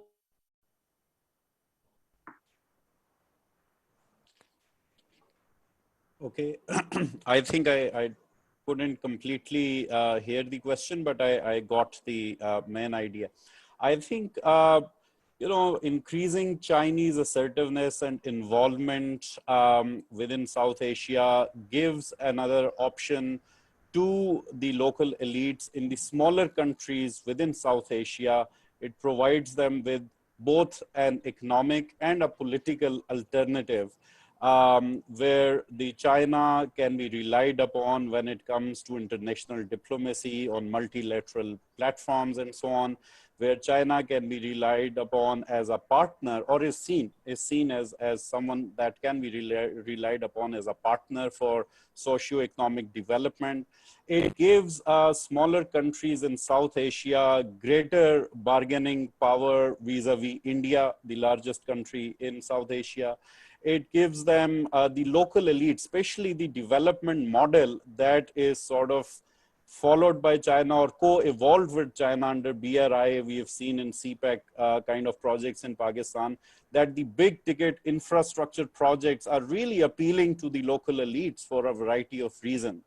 And this gives China huge leverage in the countries where it goes. It notwithstanding some of the downsides of this kind of investment and so on. There is mounting criticism as well on the mode of investment and various transparency issues around it, and the debt issue and so on and so forth. Nevertheless, we can already see that the political alliance with China gives leverage to the local elites vis-a-vis the largest country in South Asia, which is India. Gives them greater presence on the multilateral forums and international diplomacy, gives them some sort of an economic project to boast about to their internal constituency. And it may also be appealing, as a political ideology, or the authoritarian streak even may also be appealing to certain forces and certain local interest groups in these smaller countries. So if you look at this whole package, you can really see why, China may be a countervailing power to a lot of smaller countries in South Asia, including Pakistan. And therefore, I think it is incumbent on India in particular, if we are to have a more coherent or more cooperative South Asia, the onus is really on India way more than it was maybe 10, 15 years ago, to make greater concessions and to really make an economic case for greater economic and political integration across South Asia that can counter the Chinese offer and creates a better win-win sort of proposition for the smaller countries. Thank you, Adnan. Professor Sanjay Bhadas, I have two brief questions. I will state both of those. The first one, as somebody who is from South Asia, I feel that many South Asian on both sides of the border are very strongly nationalists. But being nationalist also means that they have a lot of strong prejudice that held whoever lives on the other side. As a matter of fact, none of the Indian neighbors are happy with India. So one part of the question.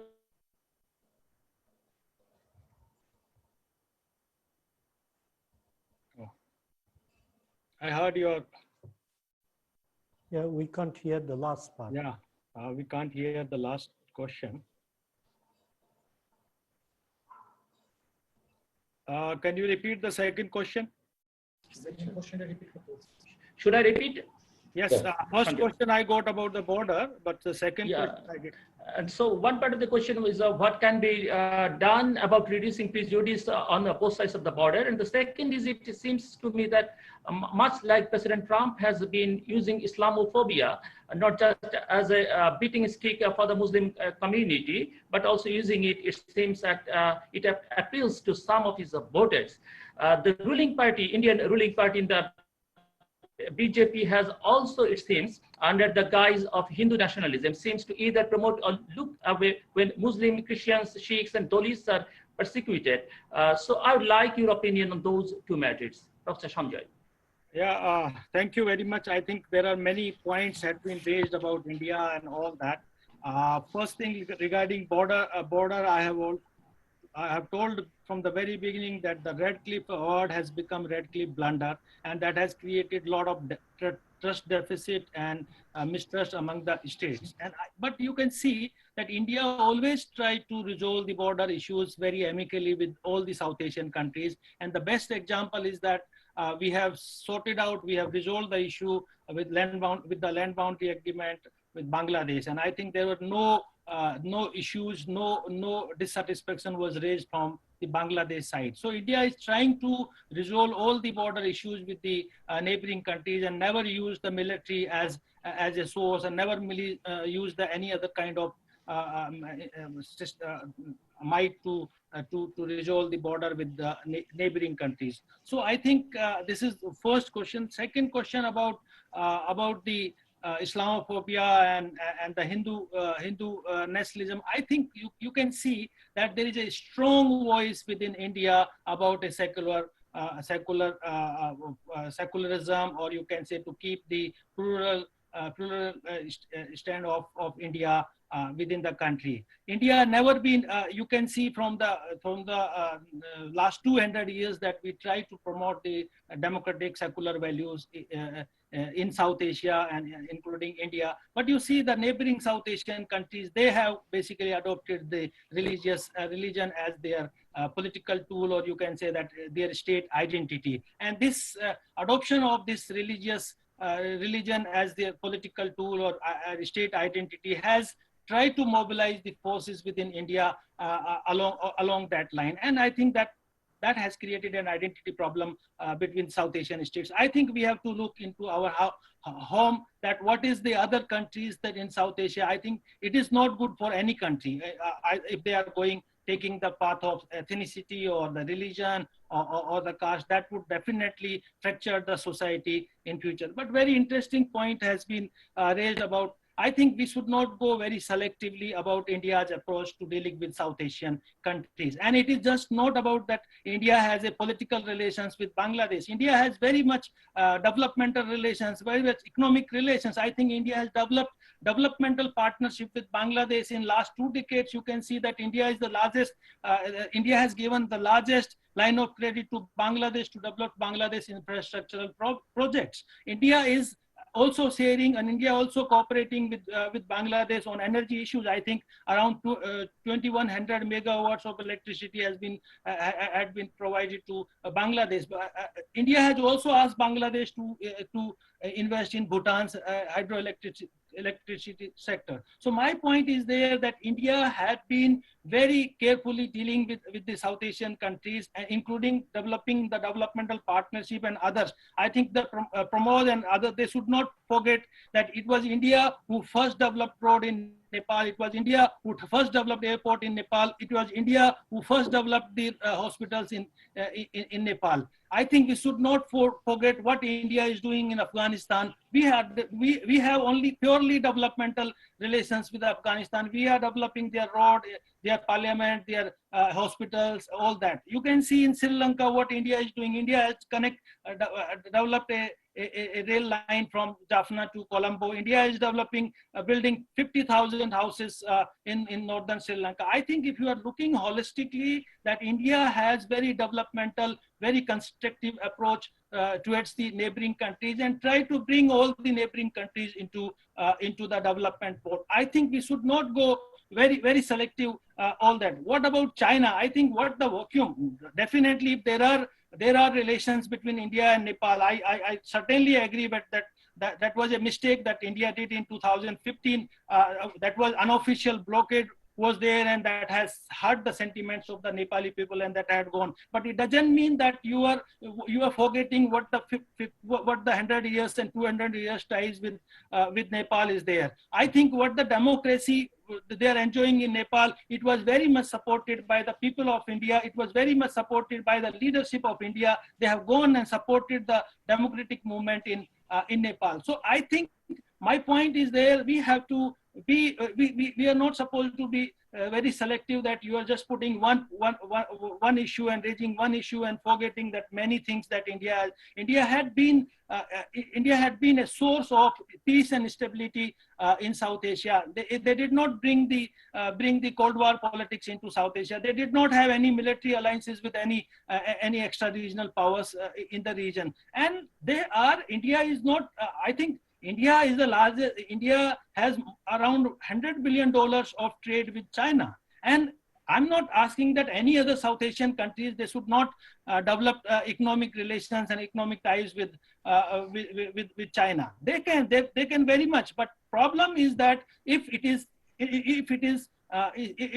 hurting the India's strategic interest, or if it is hurting the India's economic interest, and if the South Asian countries are coming under that threat. I think one Mr. Arun Sahani has raised the question that many of the South Asian countries would be in that threat, and who will suffer? It will be it will be South Asia will suffer. If there is problem with any country of South Asia, there are problem of migration, there are problem of illegal trade, and there are problems of many others. So my point is there, I think we should have more positive, more constructive approach to understand each other.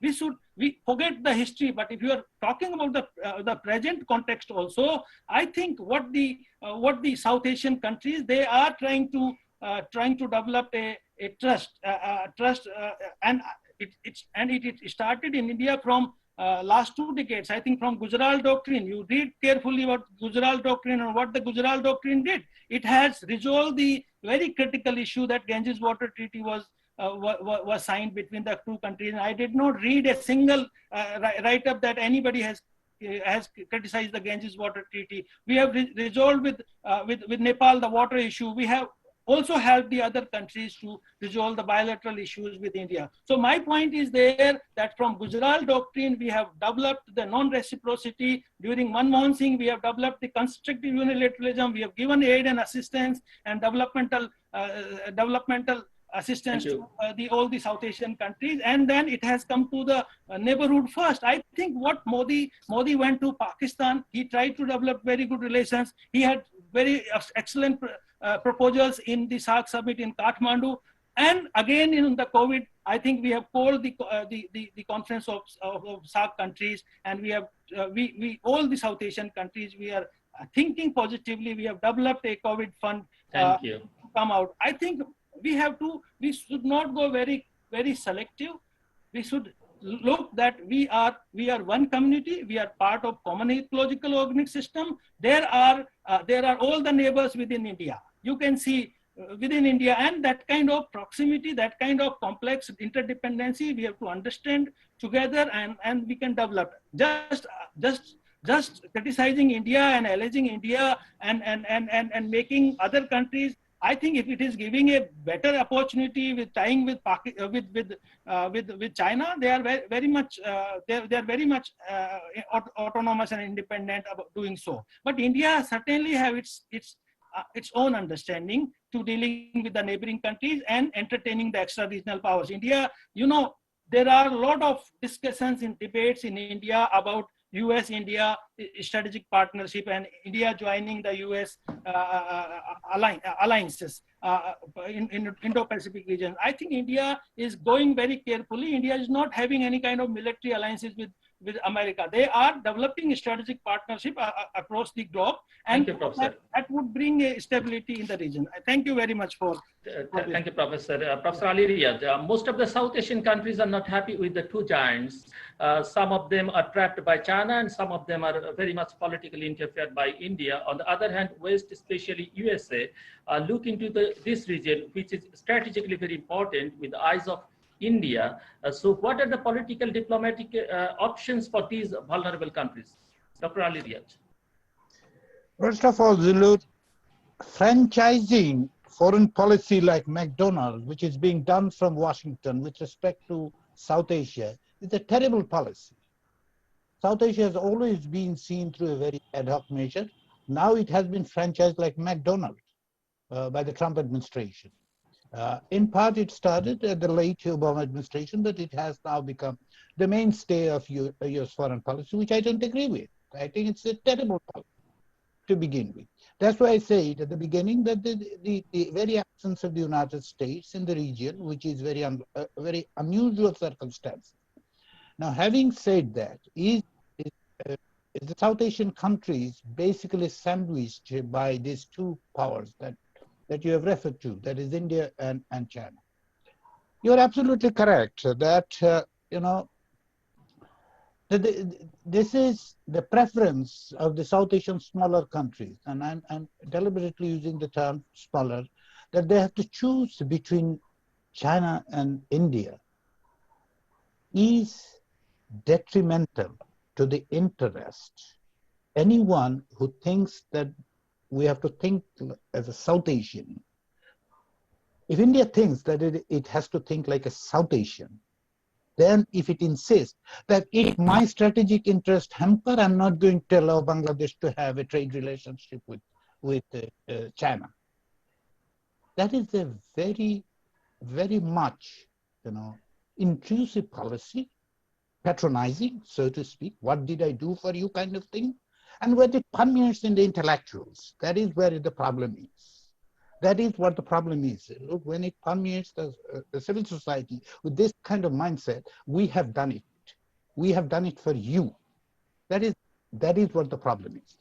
Hence, what are the options? The option is the national interest, pursuing the national interest.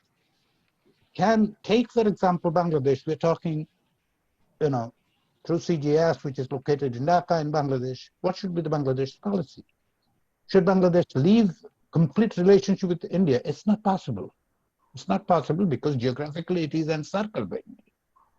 But it is, let us not forget, that land border agreement was signed in 1974 and it took 3 decades, more than 3 decades, to get it approved in India. Let us not forget that the border skirmishes, Bangladesh-India border has been described by Human Rights Watch as the most violent border. Let us not forget that the relationship with India and Bangladesh is not only strained. We can ignore Pakistan. Pakistan-India has its own pathology of conflict. What about Nepal? What about Doklam situation? What about the tension that actually created with Maldives? We can simply ignore this. So what are the choices? National interest comes. Yes, India will pursue its national interest. I'm not suggesting that India should be a charity. No foreign policy is a charity. But killing the border is not charity either. Similarly, in the sense, this patronizing tone coming from Delhi or Beijing, in equal measure, because what China is offering today is not a lucrative one. It is absolutely not lucrative one. Authoritarianism is one that I simply cannot accept the fact that, yes, it can be acceptable to some of the people, of the elite, but the Chinese authoritarianism, the human rights violation, China has detention camps where millions of people are now suffering. Can we simply forget that? No. So it is not a matter of choice between one or the other. If the national sovereignty and national interest dictates Nepal to have a better relationship with China, why should that be dictated from Delhi, that they cannot? Nepal had a secular, constitution. Then came the blockade. We don't have to be rocket scientists to understand this one. What is the connection, right? We don't have to. We are not rocket scientists. I'm a political scientist. I understand that part. To justify through this history of 200 years, history is not a cross to bear all the time. History should not be a cross to bear all the time. That we need to figure out. And that is why the choice for these smaller countries is to have this national interest. How can you have it? When you have a very embedded political force in your country, in your own domestic politics, not dictated by cantonment or not dictated by something else, when the domestic political powers have the legitimacy, a popular legitimacy, accountability, and its own foot firmly grounded in a very democratic manner, then they can actually pursue the national interest. And that is what they have to do. And will that bring some tension with other countries? Nobody is friend forever, nobody is enemy forever. Bangladesh cannot ignore India. India should not and cannot ignore Bangladesh, or for that matter, Nepal. Pakistan cannot simply ignore India. We're stuck. History has stuck us, but history would not take us to this situation. We are stuck by geography. Let us work together with the mutual respect and the recognition to the fact that despite the variation in size, dignity is something that is equal. Dignity is not depending on the size of a country or its economy. China cannot simply tell us that, oh, Nepal, you are smaller, so I'm going to, get you because I'm larger than you. It should not be. If China is dictating Nepal like that, it would be the equally irresponsible act from China. So at this point, options are pursuing national interest, and it can be pursued only when you have a very firmly grounded democratic one. And that is the option that India should have supported. You know why? Because Delhi should be happy that most of the South Asian countries are ready to reject authoritarianism. Yes, there are elites, who might like it. There are forces. Pakistan has been dictated by the military for a long time, and so there are. Bangladesh has that experience too. Hence, the democracy should be the guiding principle. Equality should be the guiding principle. Dignity should be the guiding principle. National interest should be the guiding principle. Beyond that, an unequal relationship is not going to work for long term. Any myopia, whether it's in Beijing or New Delhi or in Islamabad, is going to be detrimental to the region and billions of people. Thank you. Thank you, Professor Ali Diaz. And now we'll move to the question and answer segment. And as a reminder, can I please, just make a point? I'll come to you. Okay. You can. Okay. As a reminder, please unmute your audio, turn on your video, mention who you are and to whom you are directing the question. Just a straight question, no introduction, please. We have received already many questions, but we are running out of time. So I can give a few of you. I can have a question, Dr. Ali from London.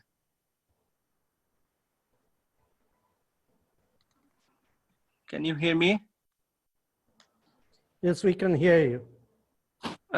My question is to the keynote speaker and panelists. Anyone can answer. How can we, South Asia, sorry, should I go ahead? Yeah, Dr. Alia Hussain from London. Yes, thank you. Just question and very briefly. Okay.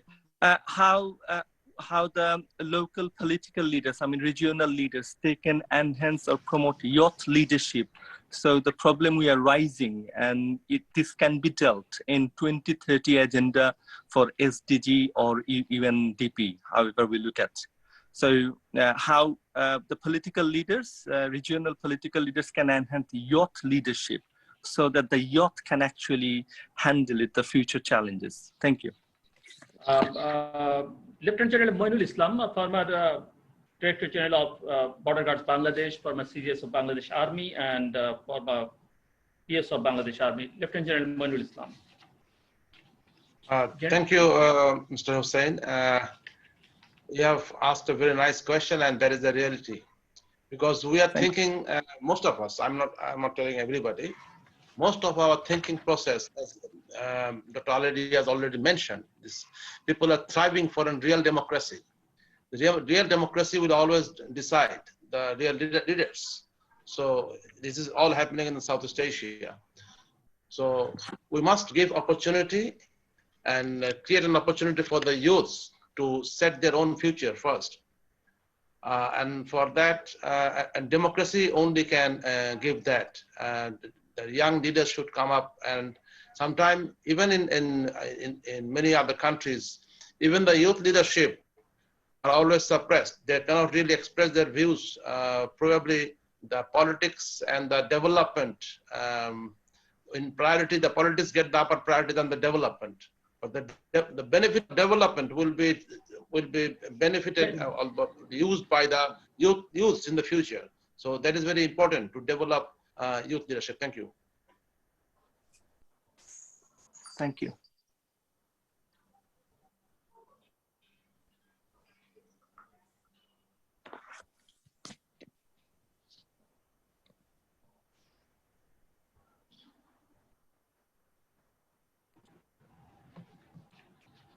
Belul, who is the next one? Okay, next, Lieutenant General Arun Sani. General Arun. Good morning, everyone. I think firstly, compliments, extremely relevant discussion, enjoyed it thoroughly. I just have one point, which is for any of the panelists to address. I would say that there is the biggest problem remains, how does South Asian countries retain their strategic autonomy while using the favorable financial support that China is extending for all their developmental activities. Because I think, going by the experience of what we have seen, which has happened in the last 2 decades, there's been this very critical issue of the debt trap, which has led to a certain amount of unequal gains to the disadvantage of the countries who've taken their support. I mean, how do we balance this out would be a very good area to, I would be delighted to hear anybody who can share his views on that. Thank you, General. Ms. Mazhabin Khalid, former Member of Parliament, Bangladesh.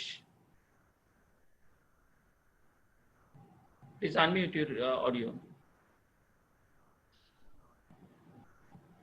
Mazhabin Khalid. Yes, can you hear me? Yeah. Yes. Thank you for all the panelists for in-depth discussion. It's very in the morning. It's very enhancing our knowledge and everything. So I had already given a question. It was on the SAARC, because I have seen all the panelists are talking about regional initiative. But when there is distrust among the politicians and the government, how do we actually enhance this? And the SAARC is not working. So which platform can we go on to do the regional cooperation again? So I think Ms. Nasim Firdaus can answer that.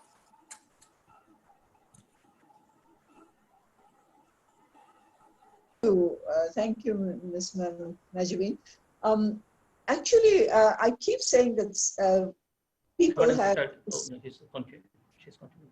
Is that okay? Yeah, please. I keep repeating that people have a misconception that SAARC is not working. SAARC's... Ambassador, I'll come to you later. Okay. Okay. I'll come to you. Dr. Munjir Ahmed Choudhury, Acting Chairman, CGS. Just very briefly. I'm taking all the questions together. Okay. Thank you, Mr. Jilur Rahman. At first, I would like to thank Professor Shubha Boshu for presenting an insightful paper. And the panelists discussed a lot of things. And one thing is clear, that this COVID pandemic has created a very difficult situation. And this globalization is in tatters. And the regional cooperation, global cooperation, everything we are looking at is in, we have to look from a different angles. So the participants, the panelists, they made a lot of presentation, a lot of their views in this regard. And I think with this discussion will continue, we will come together, we will come to a consensus about our future. The past was fractured, as Professor Alirias mentioned. The present should not be the fractured future. Future should not be fractured. We can build a better future for the people in this region. Thank you. Thank you, Dr. Munjir Choudhury. Priya Galut from India. Priya, are you there?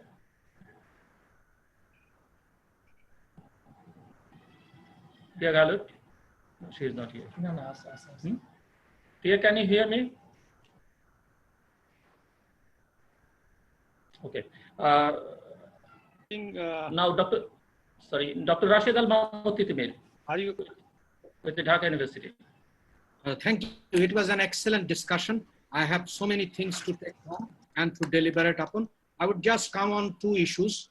One issue is that there is an understanding that China's this active engagement from the calculative indifference is something new. I would rather argue that it's a very calculated way of doing things, because if we really look at the fallout of First World War, then the rise of the Chinese Communist Party, and if we really look at current now, the whole idea is also coming in that sense. Say, for example, if we look at Bangladesh, they send relief during COVID, and which says, Bhalobasha Noka Pahar Baiya Chole, which originates from their age-old saying, the old foolish man removed the mountains, which was taken in the Chinese Communist Party in the 1945 resolution as well as 1981 resolution. So one has to really look at this is a political decision, not as an economic relations. So one has to really understand that as well. It is Chinese compulsion to secure or strategic line of communications, and that has to be borne in mind. Second question, anyone can really respond. So the problem with the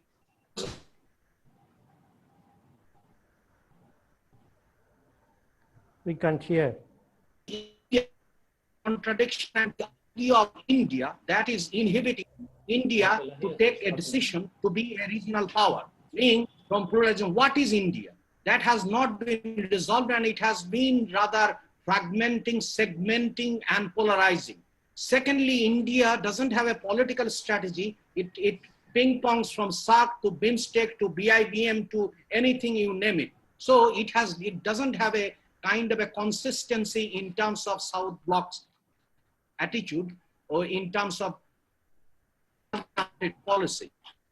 Which is more important in the sense that if you want to be a leader in the world, you have to have a social approval from your society instead of saying that it is a vast, it is an asymmetry, it is of different things. That might self-aggrandizing, that might self-perpetuating the way the Indian elite has been doing for years, but that would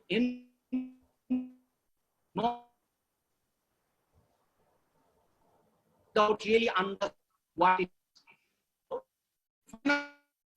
can really respond. India is a relic of the past in the sense that it has had its diplomatic enclave claiming Chanakyapuri or Kautilya mark. Has it still remained caught in that past and really trying to reinvigorate and make its own assertion and being complacent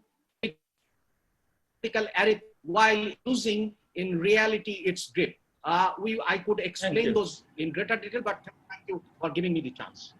Thank you, Dr. Titibir. Air Commander Ishfaq Al Hayari there?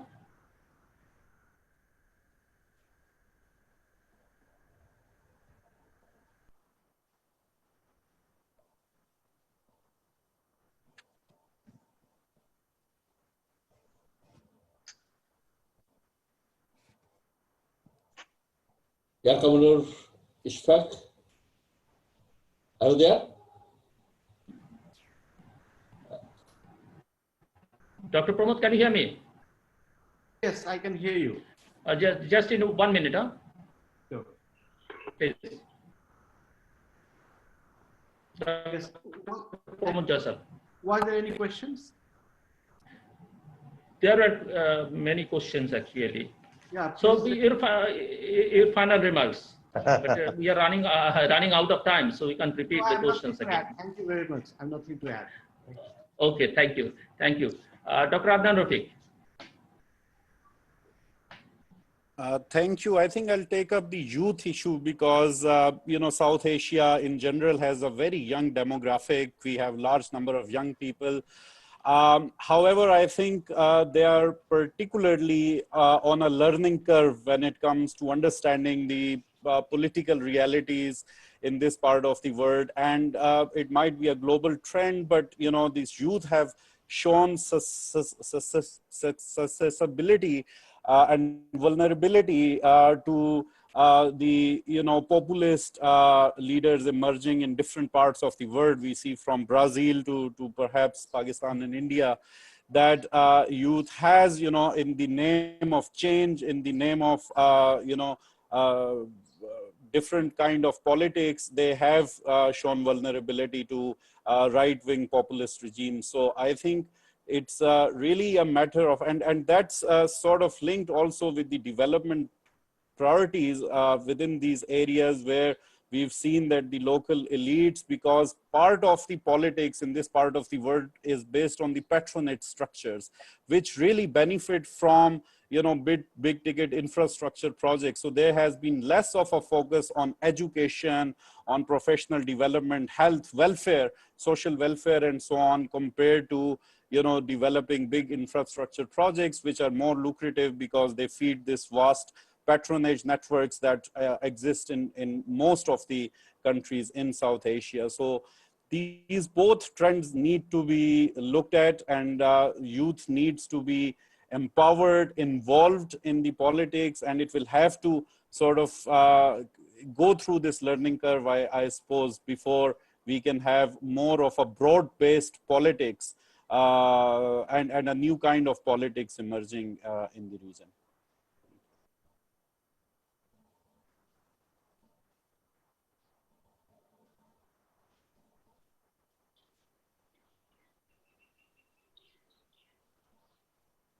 Hello.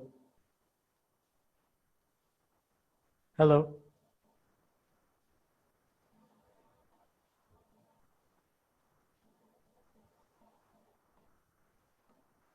Is anybody speaking? Yeah, okay, Professor Shubha Boshu, please. Well, I do not know whether I should speak at the end, because at the end, if it comes down to the talking about simply about national interest, and the very thing that I actually spoke against in the beginning is the construction of the border and the fences and everything.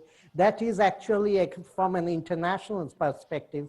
And when we talk about in long-term history, not only what is India, but what is Bangladesh, what is Pakistan, what is Nepal, and all these regions which are embedded within are connected in a connected civilizational process. So the question is this, that if we just simply prioritize the national interest over other kinds of interests, then it would be a very difficult process. The question is that of highlighting human rights, highlighting the issue of democracy within every society and every country, highlighting the issue of the labor rights, the rights of the working people to work and move freely across the border and within the border and bargain freely with their employers, with the state, and also women's rights. And I think that the right-based approach across the South Asian nation states and right-based approach towards the environmental issues, etc., are also very important. When we simply talk about national interests,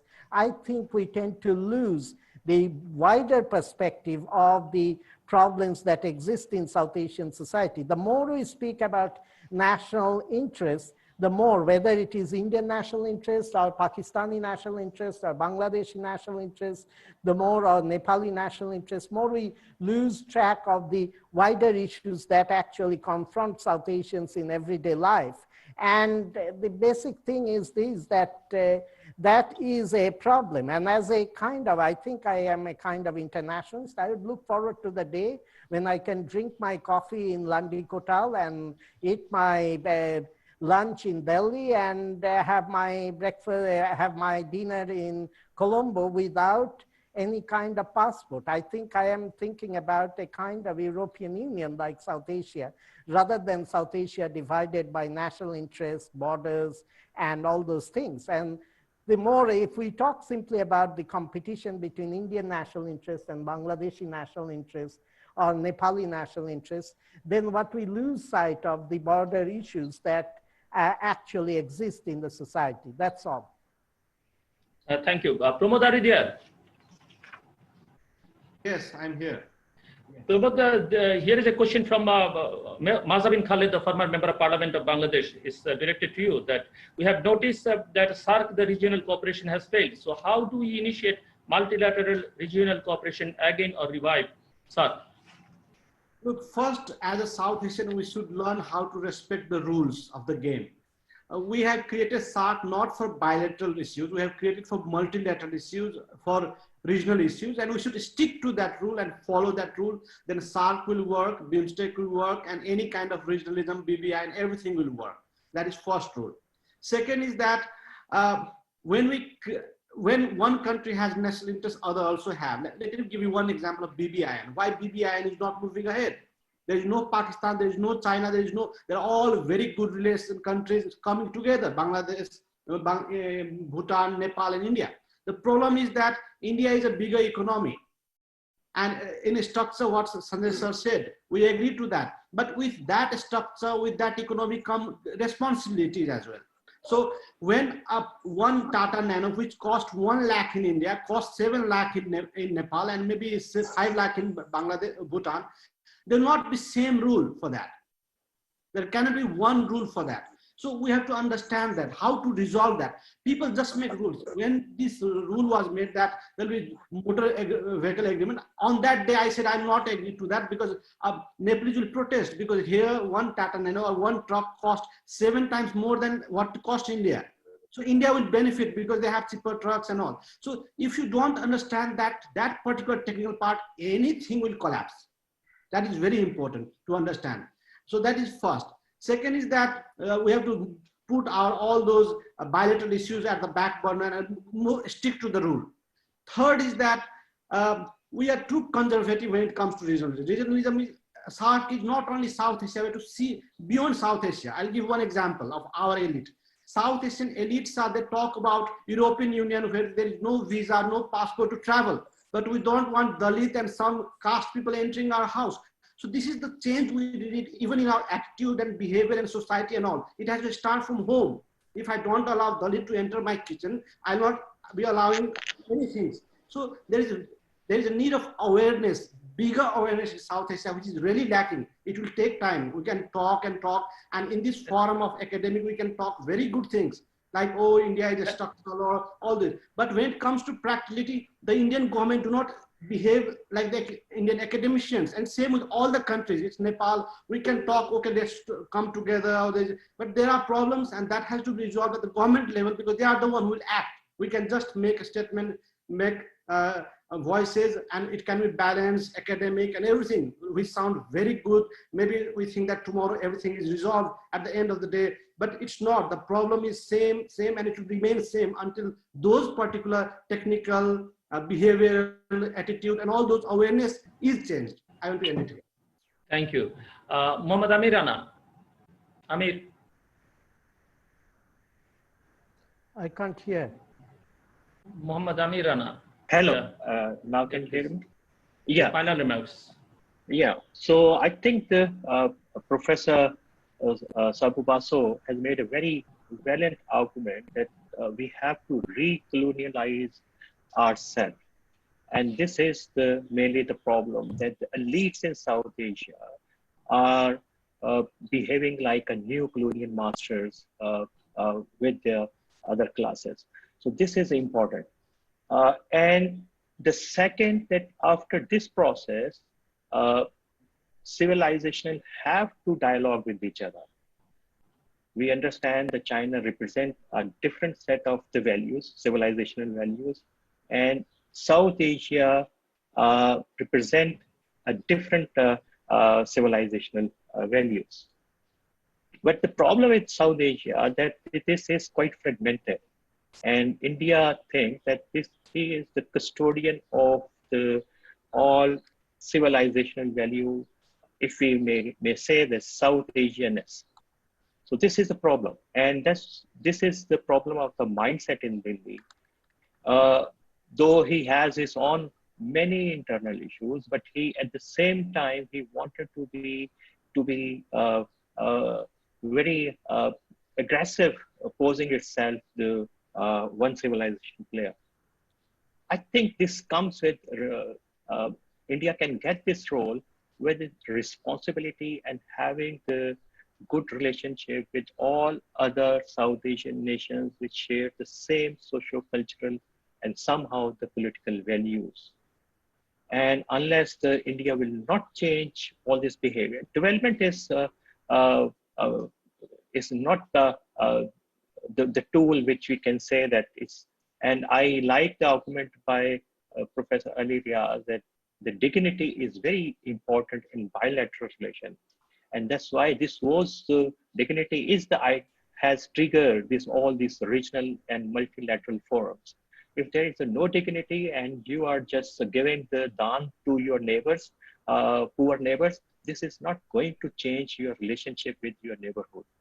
I think this is quite important. And especially when the neighbors are very receptive for the change and developing the collaboration, the cooperation. SARC is the one important forum which needed to be active, to be made functional. And as Pramod has said, that this is the forum which was in its mandate. It is decided that no bilateral issues will be discussed at that platform, and the SARC will be the forum for developing the regional cooperation, whether it's economic, the security, agriculture, whatever industrial program.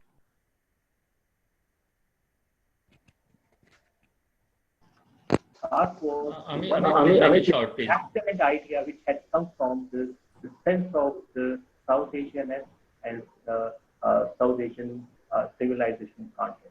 I think this is we have to move forward in that way and to be pave way for the more interaction, more dialogue within our side and within our other immediate neighbors. Thank you, Amit. Thank you. Ambassador Nasim Firdaus. Ambassador Nasim Firdaus.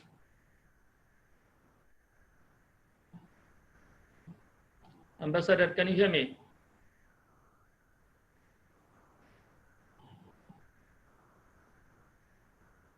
Ambassador Nasim Firdaus. Can you hear me now? Yeah, please. Okay.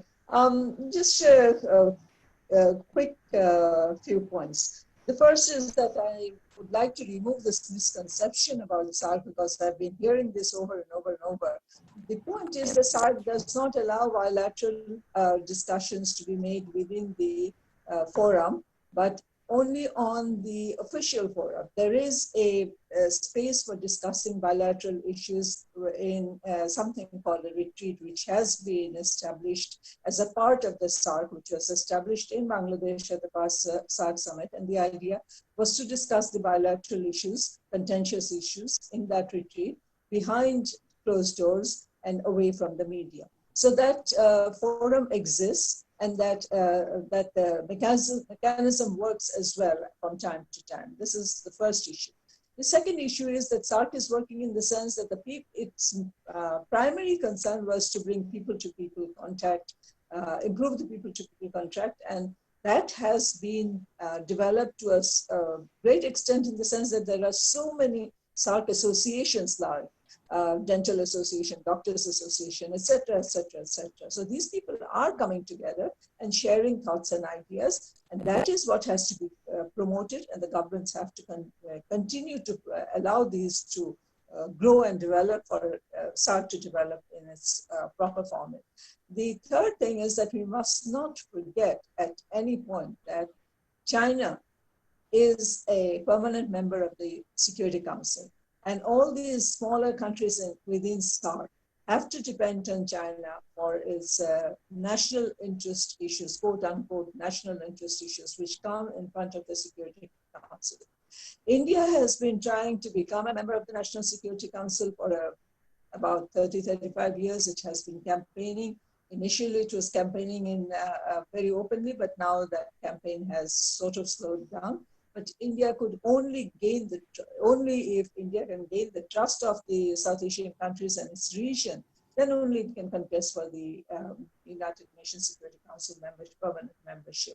Those are the issues that has to be remembered, and India could do that through the platform of SARC. Two more issues I'd like to respond to. 2 points that has been raised, that India has given everything to Nepal and Bangladesh and etc. But we cannot forget the picture of Felani hanging from those barbed wires. That India has not as yet responded to. That case has not been resolved, no punishments have been made. And this is one of the issues that will always remain in the back of the mind of the Bangladeshis. So this is not, it does not build on trust. It goes the other way. This is one factor. The other is building barbed wires is not the way to go.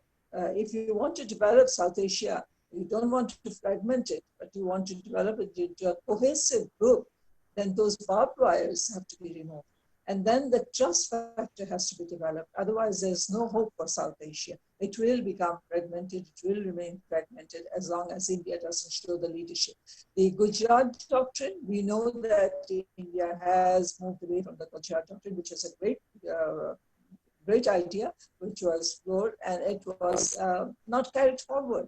So India must believe in diversity is strength, and diversity is not an impediment to growth.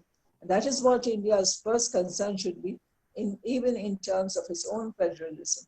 And therefore, they're developing trust within India and developing trust within the region. I go back to the word trust because if leadership cannot be trusted, nothing can move forward. Thank you. Thank you, Ambassador. Professor Sanjay Bardas. Professor Sanjay. Please unmute your. Okay. Yeah, fine. Thank you very much. I don't want to go. I think Ambassador has raised the question of Pelani and all that. What India has played role, very constructive role in 1971. I think all the Bengalis they know very well. And what India did in Nepal to have a inclusive constitution. I don't want to go. I want to raise two very important discussions that I brought from Professor Basu. In fact, you know what is the debate is going on. First debate that the West, particularly the West, who had been the advocate of globalization and liberal international order, they themselves have started talking about the deglobalization, and in deglobalization and talking and questioning about WTO. So my point is there. I think that South Asian countries, particularly only the China, you can say that most beneficiary of the globalization, but other South Asian countries would be deprived from the free market and from more interaction. This is the first issue that has arisen from the COVID-19. The second important, due to this COVID-19 and pandemic, the state, the role of state has become a surveillance state, and that surveillance state, I think, whatever the interdependencies, whatever the complex relations between India and South Asian countries are there, whatever the cultural, you know very well that the Nepalis, that they can come to India for treatment, the Bangladeshis, they can come to India for the treatment, and the Indians they are also migrating for other South Asian countries. And because of the increasing surveillance of the state, because of this kind of pandemic, I think what the process that we need more integration, but because of these pandemics and because of the increasing role of the state would somehow become a obstacle in the integration. So my point is there, I think for to advance this or to think about the global commons, particularly the South Asian countries and the Asian countries, they're talking about the environmental issues, climate change, and about the negotiations about WTO and global. I think we need a more resilient society. We need a more cohesive society, particularly the South Asian countries, and that they can align with China on to protect their our interest of trade and our interest of climate change and global commons. So my point is there, I think these are the two challenges that the deglobalizations and the surveillance state would factor the development of or integrations of South Asian countries in particular and the Asian countries in general. I think we need to strengthen, we need to constructively think about the SAARC and the other regional multilateral institutions like BIMSTEC and BBIN, so that there could be more integrations among the South Asian countries. They can come together, they can understand, they can have better trust between the countries. I fully agree what Madam Ambassador has talked about, the fencing of the border, and that has exposed itself because you know that the geography of the Bangladesh is India locked, but of course the India's northeast is Bangladesh locked. And today when India is looking, acting east or looking east, Bangladesh has become the linchpin or the key country for the development and connecting with Southeast Asian countries. So I think whatever the theory it has been, we were thinking about the nationalistic perspective would not work if we really want to connect ourselves from the northeastern states and Southeast Asian countries. So my point is that I think we need to have a comprehensive policy about South Asia. All the countries, they should come out from the parochial interest and and we should leave the past behind, and we should think about a better future of South Asian countries, so that we can come out the problems of development that is very, very complex between all the countries. So thank you very much for this. Thank you. Thank you, Dr. Sanjay. Professor Ali Riyaz.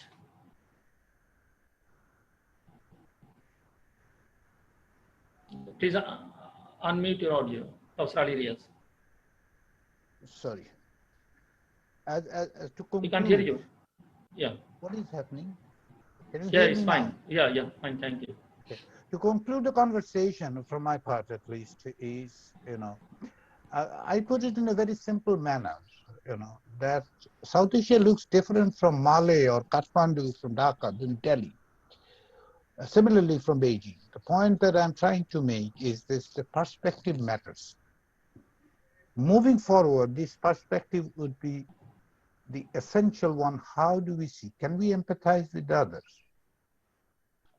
Meaning whether Dhaka can actually understand what Delhi's point, and Delhi can understand Dhaka's point.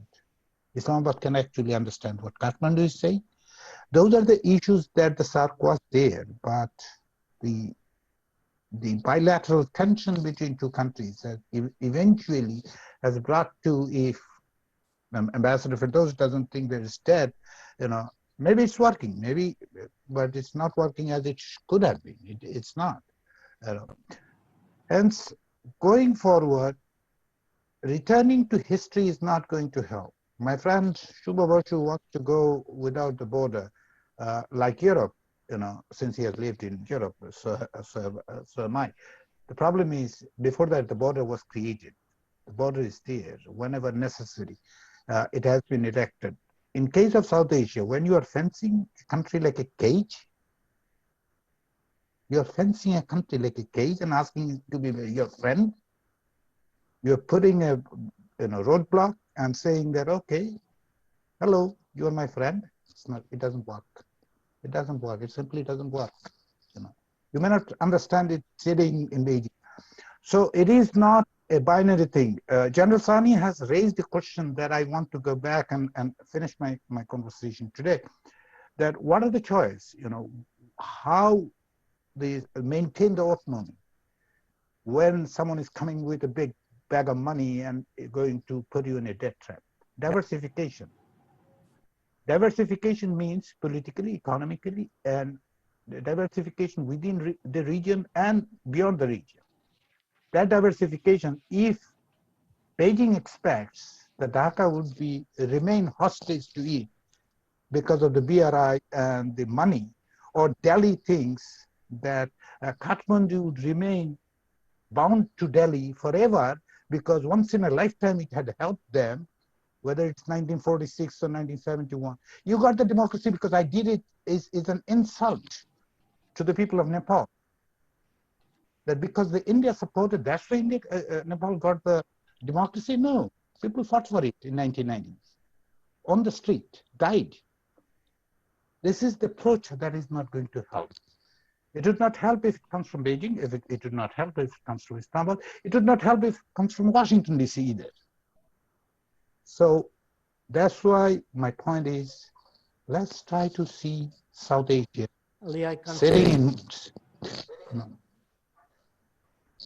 sitting in Kathmandu, sitting in Male, sitting in Dhaka.